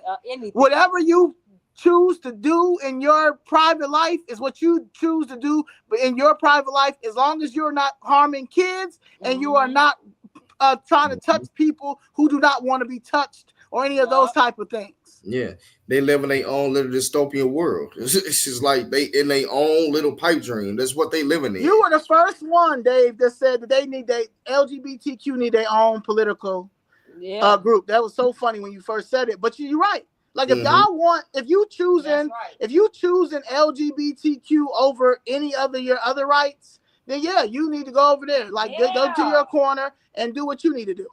Yeah, I'm telling y'all gotta stop putting these people in here because their identity or who they are. They're Black, the first female Black this, the first transgender this. Yeah, you see they're all trash. It's an embarrassment. And y'all keep putting these people in, and they are all funneled through the Democrat Party. Yeah, they all come into power through the Democrat Party. And it goes back to show you money really ain't a thing, because Conway had millions and he's a billionaire. You understand? Even if he fund the next for his mayor position, $1 billion. Conway, we down there. But you see what they did was look what the Democrat Party did. They used their identity politics to get you all emotional. That's why y'all voted for Kim Fox. Conway wasn't no better, but y'all put her in the first female Black.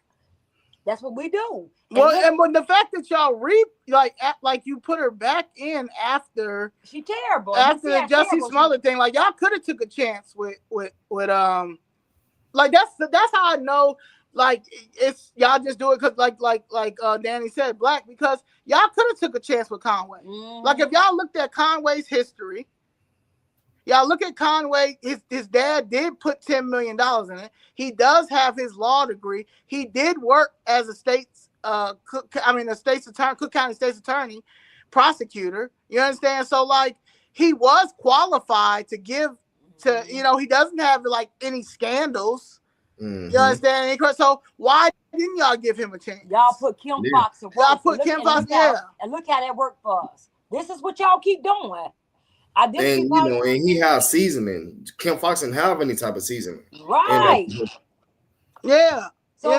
So it was a Black and white thing. Y'all saw they put y'all with a Black and a white face, and they said the first Black female this, and y'all go for it every time. And how is that working out for you, California? How's that working out for you, New York? How's that working out for you, Baltimore? How's that working out for you, Chicago? How's that working out for you, Oakland? Come on, y'all. At some point, y'all got to see the game. Listen, the Democrat politicians and party get rich off oppression. That's why they always the new oppression people is the transgender. The new oppression people is the illegals. The new oppressed people it was Blacks, because the more you oppress, the more government handouts and federal money they can get, and then they can get their pockets rich and by giving you a little crumbs of it, but enriching themselves. So they gotta have oppressed type of people in order for them to stay in power and to make money. Yeah, like the real capitalists are them. They try to say it's the Republican Party, But y'all the same. You just got one. You got one that is straight liar to your face. Like this is the one who like cheating, stay cheating, like always cheating, but you just can't let this person go. Yeah. Okay, like this person is like messing you up. Edges gone. You ain't got no edges, but you continue to be with this person. Yeah, it's basically at this point it's just Stockholm syndrome. You know, they just can't let it go. You know, and it's just like you say all the time. One thing that the Democrat is going to do all the time, they're going to always make it about race. Yeah. All the time. And it's a darn shame that remember when I said that, you know, when you mentioned that I said that, you know, LGBTQ they own party, absolutely. And it's a shame when Biden basically that's power what he gave them when he sit up there and put that LGBTQ flag on top of that White House. That's a slap in That's a slap in the face to America. A slap in the face, but we ain't say nothing. Like we went there 2008, 2012, right? So we were at an age, I know I was at an age that people should have spoke up. Yeah, we should. Like everybody should have spoke up. Like that's when even Mr. Gregory was alive. Mr. Gregory talked about that. But like more people should have stood up on that. Jesse Jackson, all of them, like, nigga, what is you doing? Like, what is you doing, black man? Because that's why we put you in there. Right. We was hoping that you was gonna be black. Be black. You got the black wife, got the black kids, got the black mother-in-law in the White House, and here you go with the red, blue, green, purple, orange, red. Like, was that in memory of that guy that passed away at that church? Like, was that his, like, because he felt bad that he was killed? Was that in honor of him? Yup, and just like because he really happening because we the people let it happen. Yeah, that's just like these people, these migrants are like I say all the time, they're the beneficiaries of our struggles, and we allow it. Somebody said, why downstate didn't vote for Conway? Because they also don't read. Now, don't get me wrong, it's not just black people. You understand? People come to me all the time and be like, why don't you have such and such, run? She's so cute. White people. Like, well, what if she don't know policy? Just at the end, like, we got to do it like that. So they do it too. They do it as well. Only thing is, they don't be affected in their communities and everything. They have everything they need over there. If they go to any of their aldermen, it'll be all right. Yeah. When it comes to us, it's not going to be all right. That's what it is. So this is common sense, and I'm gonna say, like, for every American citizen, for every Chicago citizen that cares about Chicago, cares about saving Chicago under this socialist curse that we're under right now, and then the gatekeepers of the black politicians that at the end of the day got in there through white supremacy but promised that they won't help another Negro. I promise I won't help no Negro. I promise I won't help no Negro. And like, that's what y'all take y'all oath under.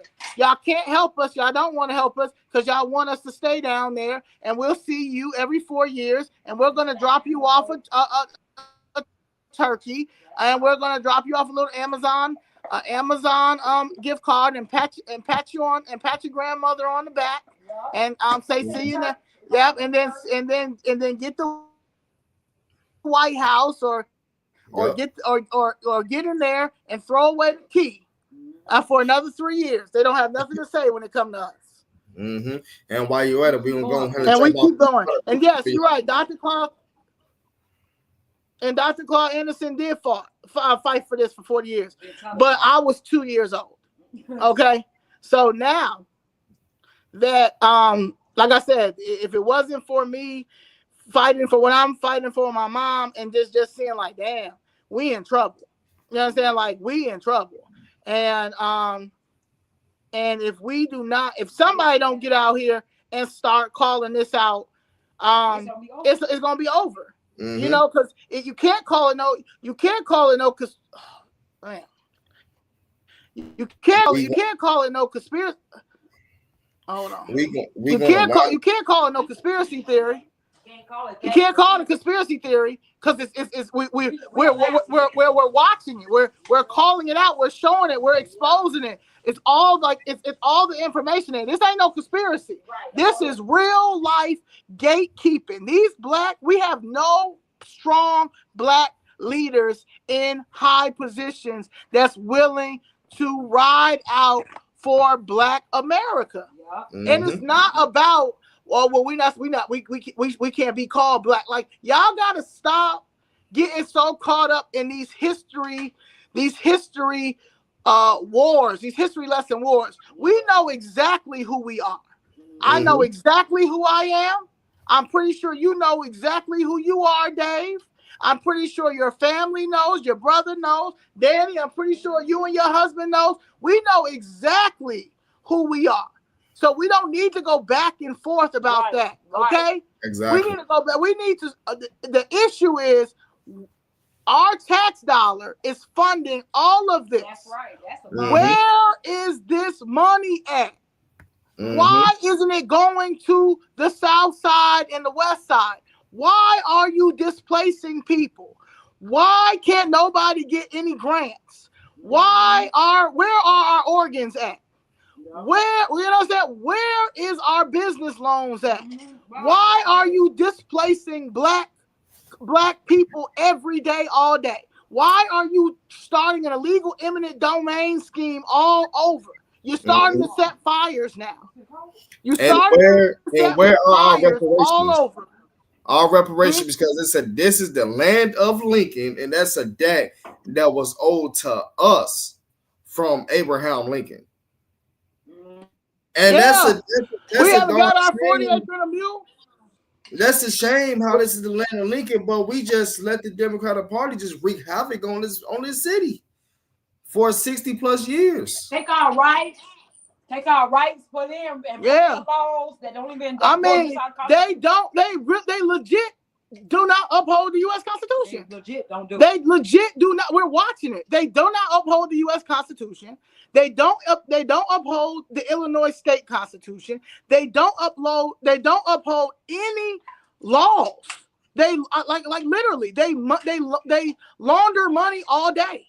They launder money all day. They launder our money all day. They above the law. They think they are above the law. They are the true scammers. They are the gangster disciples. They are everything that they say that the Republican Party are. They are everything that they say when they come and like they are dangerous. These are the ones who will lie and say you raped them and knowing damn well that you didn't. These are the type of people that are in the Democratic Party, and they will do whatever to win, and in the name of even lie on very successful men, very successful women, if you do not follow their agenda. It ain't no democracy. No, it ain't no democracy. It's dictatorship. They've literally said F the U.S. citizens, but we're going to uphold the Constitution for the illegals because we literally need them in here right now because we done stole all their money and we really want them to. What they want is they want us to start going in and going off on these illegals. You understand? Like, I mean, literally getting in their face, fighting them and stuff like that, knowing that they're protected. But we'll get in trouble. Yeah. So we cannot. So when they feel like they're gonna, because the Hispanic KKK, Carlos Rosa Ramirez, Jesse Fuentes, Michael D. Rodriguez, Brian Cicho Lopez, Andre Vasquez, Rosanna Rodriguez Sanchez, Beatrice Ponce de Leon, Kristen Casey owns This is all ass. they names. Yeah, these all they. names. They know how much money they done stole. And Rosa is another one that violates, United States citizens, Chicago citizens, rights. Yeah. And we are funding all of this. That's what I think people need to understand. We're funding all of this. We mad at each other, going off on each other. When we got beef. We got beef with the government, and it's more of us than them. And my thing is though, what we have and the power that we have is we're getting them out of there. That's right. 34 seats in that mayor seat. And we need to start organizing now. But one of the main things y'all need to make sure is y'all are registered to vote. And y'all need to register as Republicans. Yeah. Because the power is not only just at the federal level. You have power at, the local level as well. Yeah. That's what affects you. That's what affects you. Exactly. And Brandon Johnson, and he can sit up there and he can try to play like that, he above the law. One thing you can't do, you can't fight the federal government. And if you piss Trump off, what is you going to do when this man cut off federal funding? Because that's exactly what he's going to do. And I want him to. Me too. Yeah, I want him to. Yeah, they figure out have Pritzker a billionaire, have him funded, have him fund the rest of it. They keep talking about, hey, y'all know all these people talking about welcoming. We are a welcoming city. We're welcome, and ain't none of them welcome at their house, around their house. Yeah. So this is a welcoming city, and the Chicago citizens is not even welcome here. Right. We the only ones that's there around. That's crazy. So we gotta focus on the state and local level. But yeah, so we gotta wrap up. It's 2 hours and 20 minutes. My last words when it comes to we're gonna go around for everybody. My last words when it comes to Alderman Conway of the 34th Ward, you are not capable to run a city. You barely can run your ward, and you also don't believe in the First Amendment, and you don't believe in helping out Black constituents. And when you're over a city or over you have an alderman position, that means you represent not just your people that put you in office, everybody. And especially if you're trying to think you're gonna run for mayor, that means you don't wait to see what somebody do once you give them that position. You see what they do when they're not in that position. That shows character, who they are. If you only willing to help certain people and you see the injustice of somebody else and you can help them, but you choose not to, and you're in a position to do it, then you're not you don't have any leadership. You don't have no leadership skills, and so therefore you cannot put these type of people in leadership, especially over a large city like Chicago, because we're gonna have just what we had with Brandon Johnson, just a white face. So we got to look at their policies. We got to look at who they are, how they vote, and things like that. And we know the Democrat policies are the same. So therefore, we have to now choose something different to get different results. Yeah. Republican. And and my last remarks is this, he is a disgrace. Anytime, you sit up here and talk to your constituents like this, a law-abiding citizen, get that out of my face. Somebody who's trying to show you her case, and the way you sit up there and talk to her like that, and you want to violate people's First Amendment right? Absolutely not. You are not fit to run our city. That's right. And, you are not fit to run, Black Chicago. And and the rest of the Chicago citizens of legal Chicago citizens, right? So you are a disgrace. That the rest of the disgrace 34 aldermen, and that's it. That is what it is. And he will not be getting elected as mayor, even if he did. Or alderman. Yeah. You need to focus on if you're going to get alderman again. Right. You literally need to.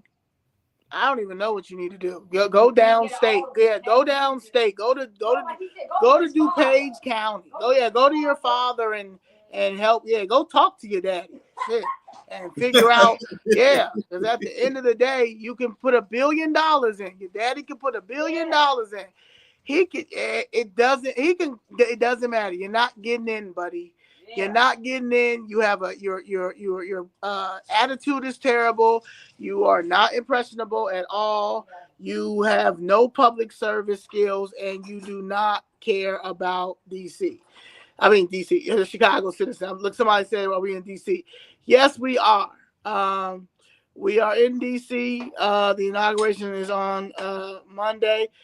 Catch Danny. Danny was on Evening Edit today with Liz McDonald, Fox Business. So she was on there. So check her out for that.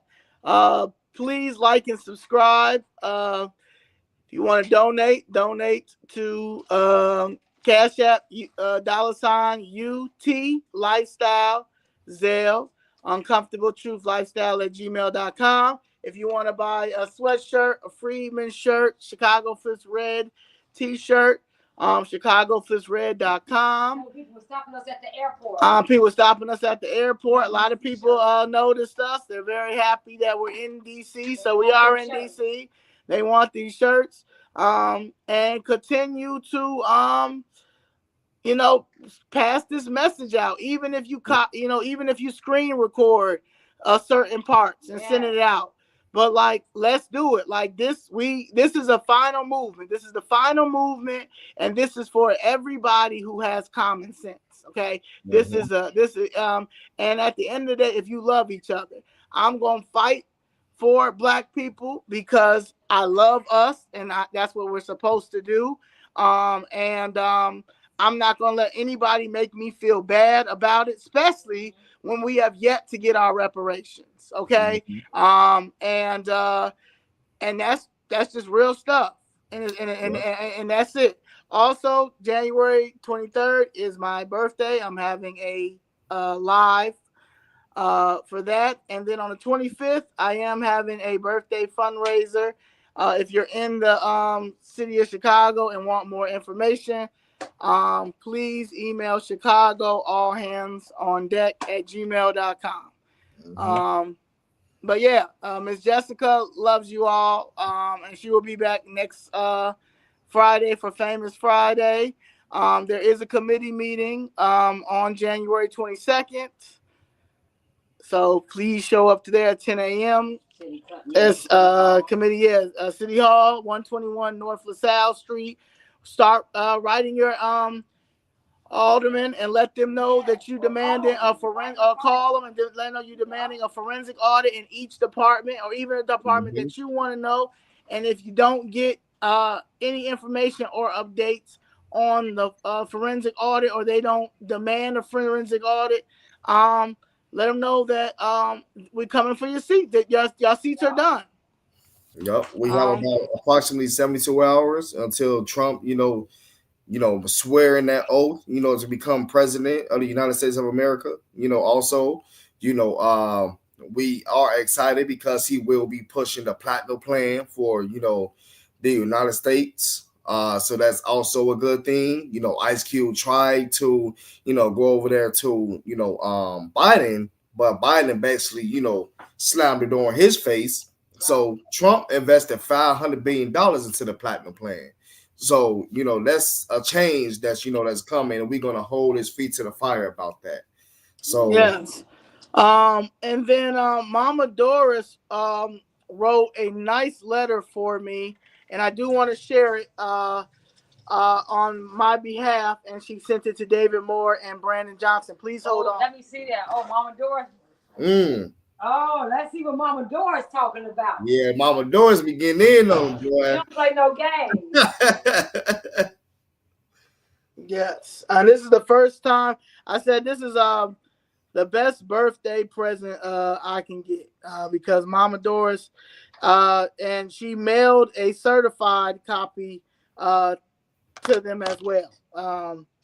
She says, "Dear Alderman Moore, by the following, Mama Doris, if y'all don't, Mama Doris is a legend. She a goat. Okay, we don't want them here. Okay, She's a legend of Chicago. She's a legend of Chicago. Ex public school teacher, Chicago public school teacher. Also, she did my podcast last year.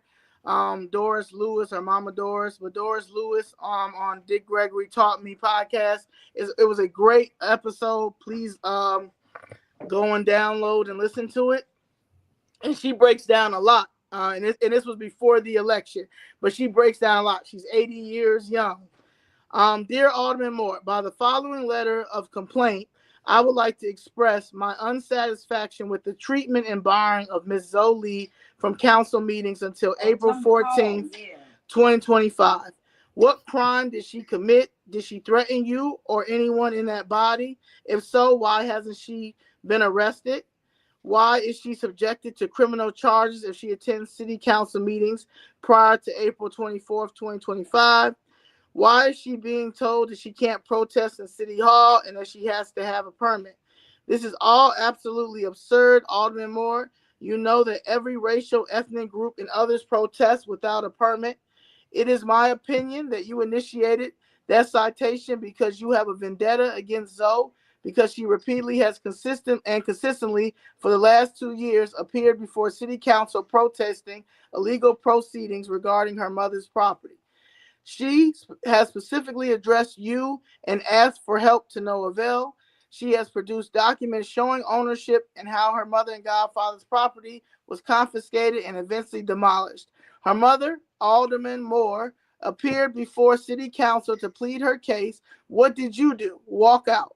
You didn't have the decency to listen to an elderly woman's hurt and pain over losing property due to no fault of hers, but due to nefarious acts of the city, stealing and fraud. You know that black people's property is being stolen every day, yet you do nothing. Lift a finger to help. Haven't you extended the professional courtesy? Why haven't you extended the professional courtesy to Zoe and her mother to sit with them to discuss what happened to their property? That's all she has been asking. Any property owner would want to know that. Instead, you have resorted to threats, intimidation, and harassment. That type of behavior is unbecoming to a politician who is supposed to represent his constituents, particularly the elder. I have spoken before various committees at City Hall. I have witnessed how rude black aldermen are to black citizens, while at the same time you go out your way to please white people and others. You walk and talk, you eat, you are on the phone, or some just don't show up at all, while people are there to address their issues and seeking help. They have proof, and all they have gotten is the runaround, kicking the can further and further down the street. That is called avoidance. No one wants to talk about corruption or even possible corruption. It is not the duty of the aldermen to protect the citizenry, particularly if they are their voting population. Finally, I want to commend Zoe and Miss Jessica Jackson. They are model daughters. They are model citizens. Their parents were taxpayers, not subsidized voucher holders. They are there every week, 1, 2, 3 days a week. This is the commitment they have made to their parents. That is the commitment that they have made to uphold the law.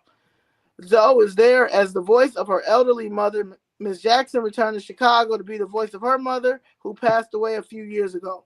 These are black women that you should be proud of, proud to stand up for, Alderman Moore. Rather, you are alarmed by them. You and other black aldermen have failed them by not seeking justice, by not questioning the court of Cook County and City of Chicago. Sincerely, Doris Lewis, proud supporter, and she CC'd all 50 aldermen. And look, y'all, that's perfect. Look, we need you all listen. Call David Moore. I don't care if he's not your alderman. Call him and ask him about this. Why did you ban Zoe from coming down there? That's her right. And we're the taxpayer. I stay in your ward. Tell David Moore, I stay in your ward. And we're the taxpayer. We pay for that building. if you don't turn this around, or do some, well, this don't know that you coming for them seats, and you don't appreciate what he did by banning. Yeah, I should not be banned. Thank you, Ramona. Because we feel like if you did her like that, then if you can do her like that and her mother like that, then by him being your alderman, then y'all don't have nothing coming. He gonna sell y'all out in a heartbeat. So yeah, these are true patriotic women. yep. You know, these are frustrated women who has to wake up every day. You know, Miss Jackson not understanding whether or not, you know, she's going to get evicted from her home, something that's been in her family for, you know, decades, ever since she was a child. Now she has, you know, her own children, and, you know, she's trying to make sure that she protects her children from getting evicted. Where she's going to lay her head at while they go to City Hall every day, and they got a you know, a warm bed and a nice house home too, you know, and they don't even care, you know, as they constituents, they don't even care about the constituents of Chicago. Right. They don't care that these people are hurting. They don't care that her mother's property has been knocked down, and you know, he just throw it on up under the rug and just don't even care. Just walked out the room while her mother was in there. Well, speaking, y'all. That's disrespect. This is the leadership that we have. But I bet you if a Jewish person, when that Jewish lady was down there talking to Alderman, bet you everybody stood up and looked at her and acknowledged her. You all listen. You all need to be calling this. See, y'all want to talking about we holding people accountable and cancel culture. Y'all want to do that for the wrong stuff. This is what y'all need to be doing, is cancel culture and holding people accountable. Your elected officials, and saying if you don't do what we ask you, we counseling you. So y'all need to be calling his office, sending a letter. I don't care if he's not in your ward. You need to just let him know as an alderman, and she's a Chicago citizen. How he treating her, and how your disdain for it. Yeah, and the fact that you will not meet with my family, and to even offer the TIF money, grants, anything like that to try to make it right, just shows you what type of man you are. But it's cool because you know you out of there, and you just, you know, your ego's got the best of your life. They're really mad. The fact that all of them are mad, like, how dare you come down there? How dare you get in office and steal money? How dare you do that? How dare you continue to sell our community out? How dare you be a sellout? You're a sellout. You are coons in the making, little baby coons in the making, and I gotta get you out of there. How dare you break laws and you're not being held accountable for it? You know, at all. These are the criminals. These patriotic women wake up every day. It's cold outside, negative below outside, coming down at a city hall to speak at their mic about their property, while also looking at these migrants that's living better than them. Yeah. That's if that ain't a slap in the face, I don't know what is. Slap in the face, and all those Hispanic KKK will use black and brown. Always use black and brown, but not going to help two black women that's coming down there. Yeah, they're dangerous. They're dangerous. Everybody dangerous down there, and they all got to be removed and gone. And that's it. They are beneficiaries of our struggles. They always want to include black and brown. There is no black and brown. There is Black Americans. There is Mexican Americans. There is no black and brown. Stop saying that. Yep. So that's life. That's what we on. I am filing a federal lawsuit against David Mordo for violation of my First Amendment right, violation of a whole bunch of stuff. He got me blocked. He has me blocked since last year on Facebook, and he's a public figure. He's not. And I was gonna let all that go, but I am filing my. You done. You're done. You're done. They keep asking you, Dave, if you have a YouTube channel, so you need to, get your YouTube channel. I didn't see that in the comments, but I'm gonna be making one pretty soon. I'll be busy with my business, y'all. But we got allies, but it's no black and brown. It's no black. It's allies. We got some allies, but we don't have. It's no black and brown. It's none of that. Okay, that's the problem, and we get caught up. And some of us are slow. And that's and I don't mean slow in a negative way. We're just, a lot of us are uneducated, and then you have some that are just groupies. They're groupies to the Democratic Party, so they gonna just vote because they're fave Michelle Obama, their fave Jasmine Crockett, their fave Biden, their fave Kamala Harris, their the Maxine Waters. Like y'all don't care about if we're getting thrown under the bus or anything like that. We paying more, not getting nothing, losing generational wealth. Y'all don't care about any of that because y'all are groupies to the Democratic Party. Y'all are losers. You know what I'm saying? Y'all are losers. Y'all are weird. Y'all are sick. And I hope you get the help that you need, because I really don't want you to get lost out there. But I love us so much, and I know that is something wrong with some of us, that I'm gonna help you. I'm gonna help you get the mental health resources that you need, because we do need mental health resources. We have been through a lot, as far from slavery to the 1919 race riots, to Jim Crow, to the crack epidemic, to mass incarceration, to this pandemic, to this displacement, to these illegals. Like, yeah. And y'all have normalized, and then there's a lot of selfish. As long as I got mine, I really don't care about nobody else. And that is sick. It's sick, and I hate that for us. I hate that, but I refuse for another country to come over to America and set up shop. Chinatown has set up shop. Mexico has set up shop. Indians have set up shop. We have, we don't. What have we set up? Mexicans have shut up shop. Everybody set up shop but us. Yep. Yeah, and it's not gonna happen. I'm done. Nigga, I'm done. This is our country. I'll put it out. I'll send it out. I'll put it. I know it's david.moore@chicago.gov, but I'll put all that out. Definitely put that out. Y'all So they don't care, but I do. I care about our kids. I care about our Black business owners, and I'm a business owner, and that's the main fight for me, because we can't do anything to help our communities or do what we need to do for our communities, because nobody don't want to depend on the government. But if you've got Black business owners that's coming in there asking, can they buy their blocks so they can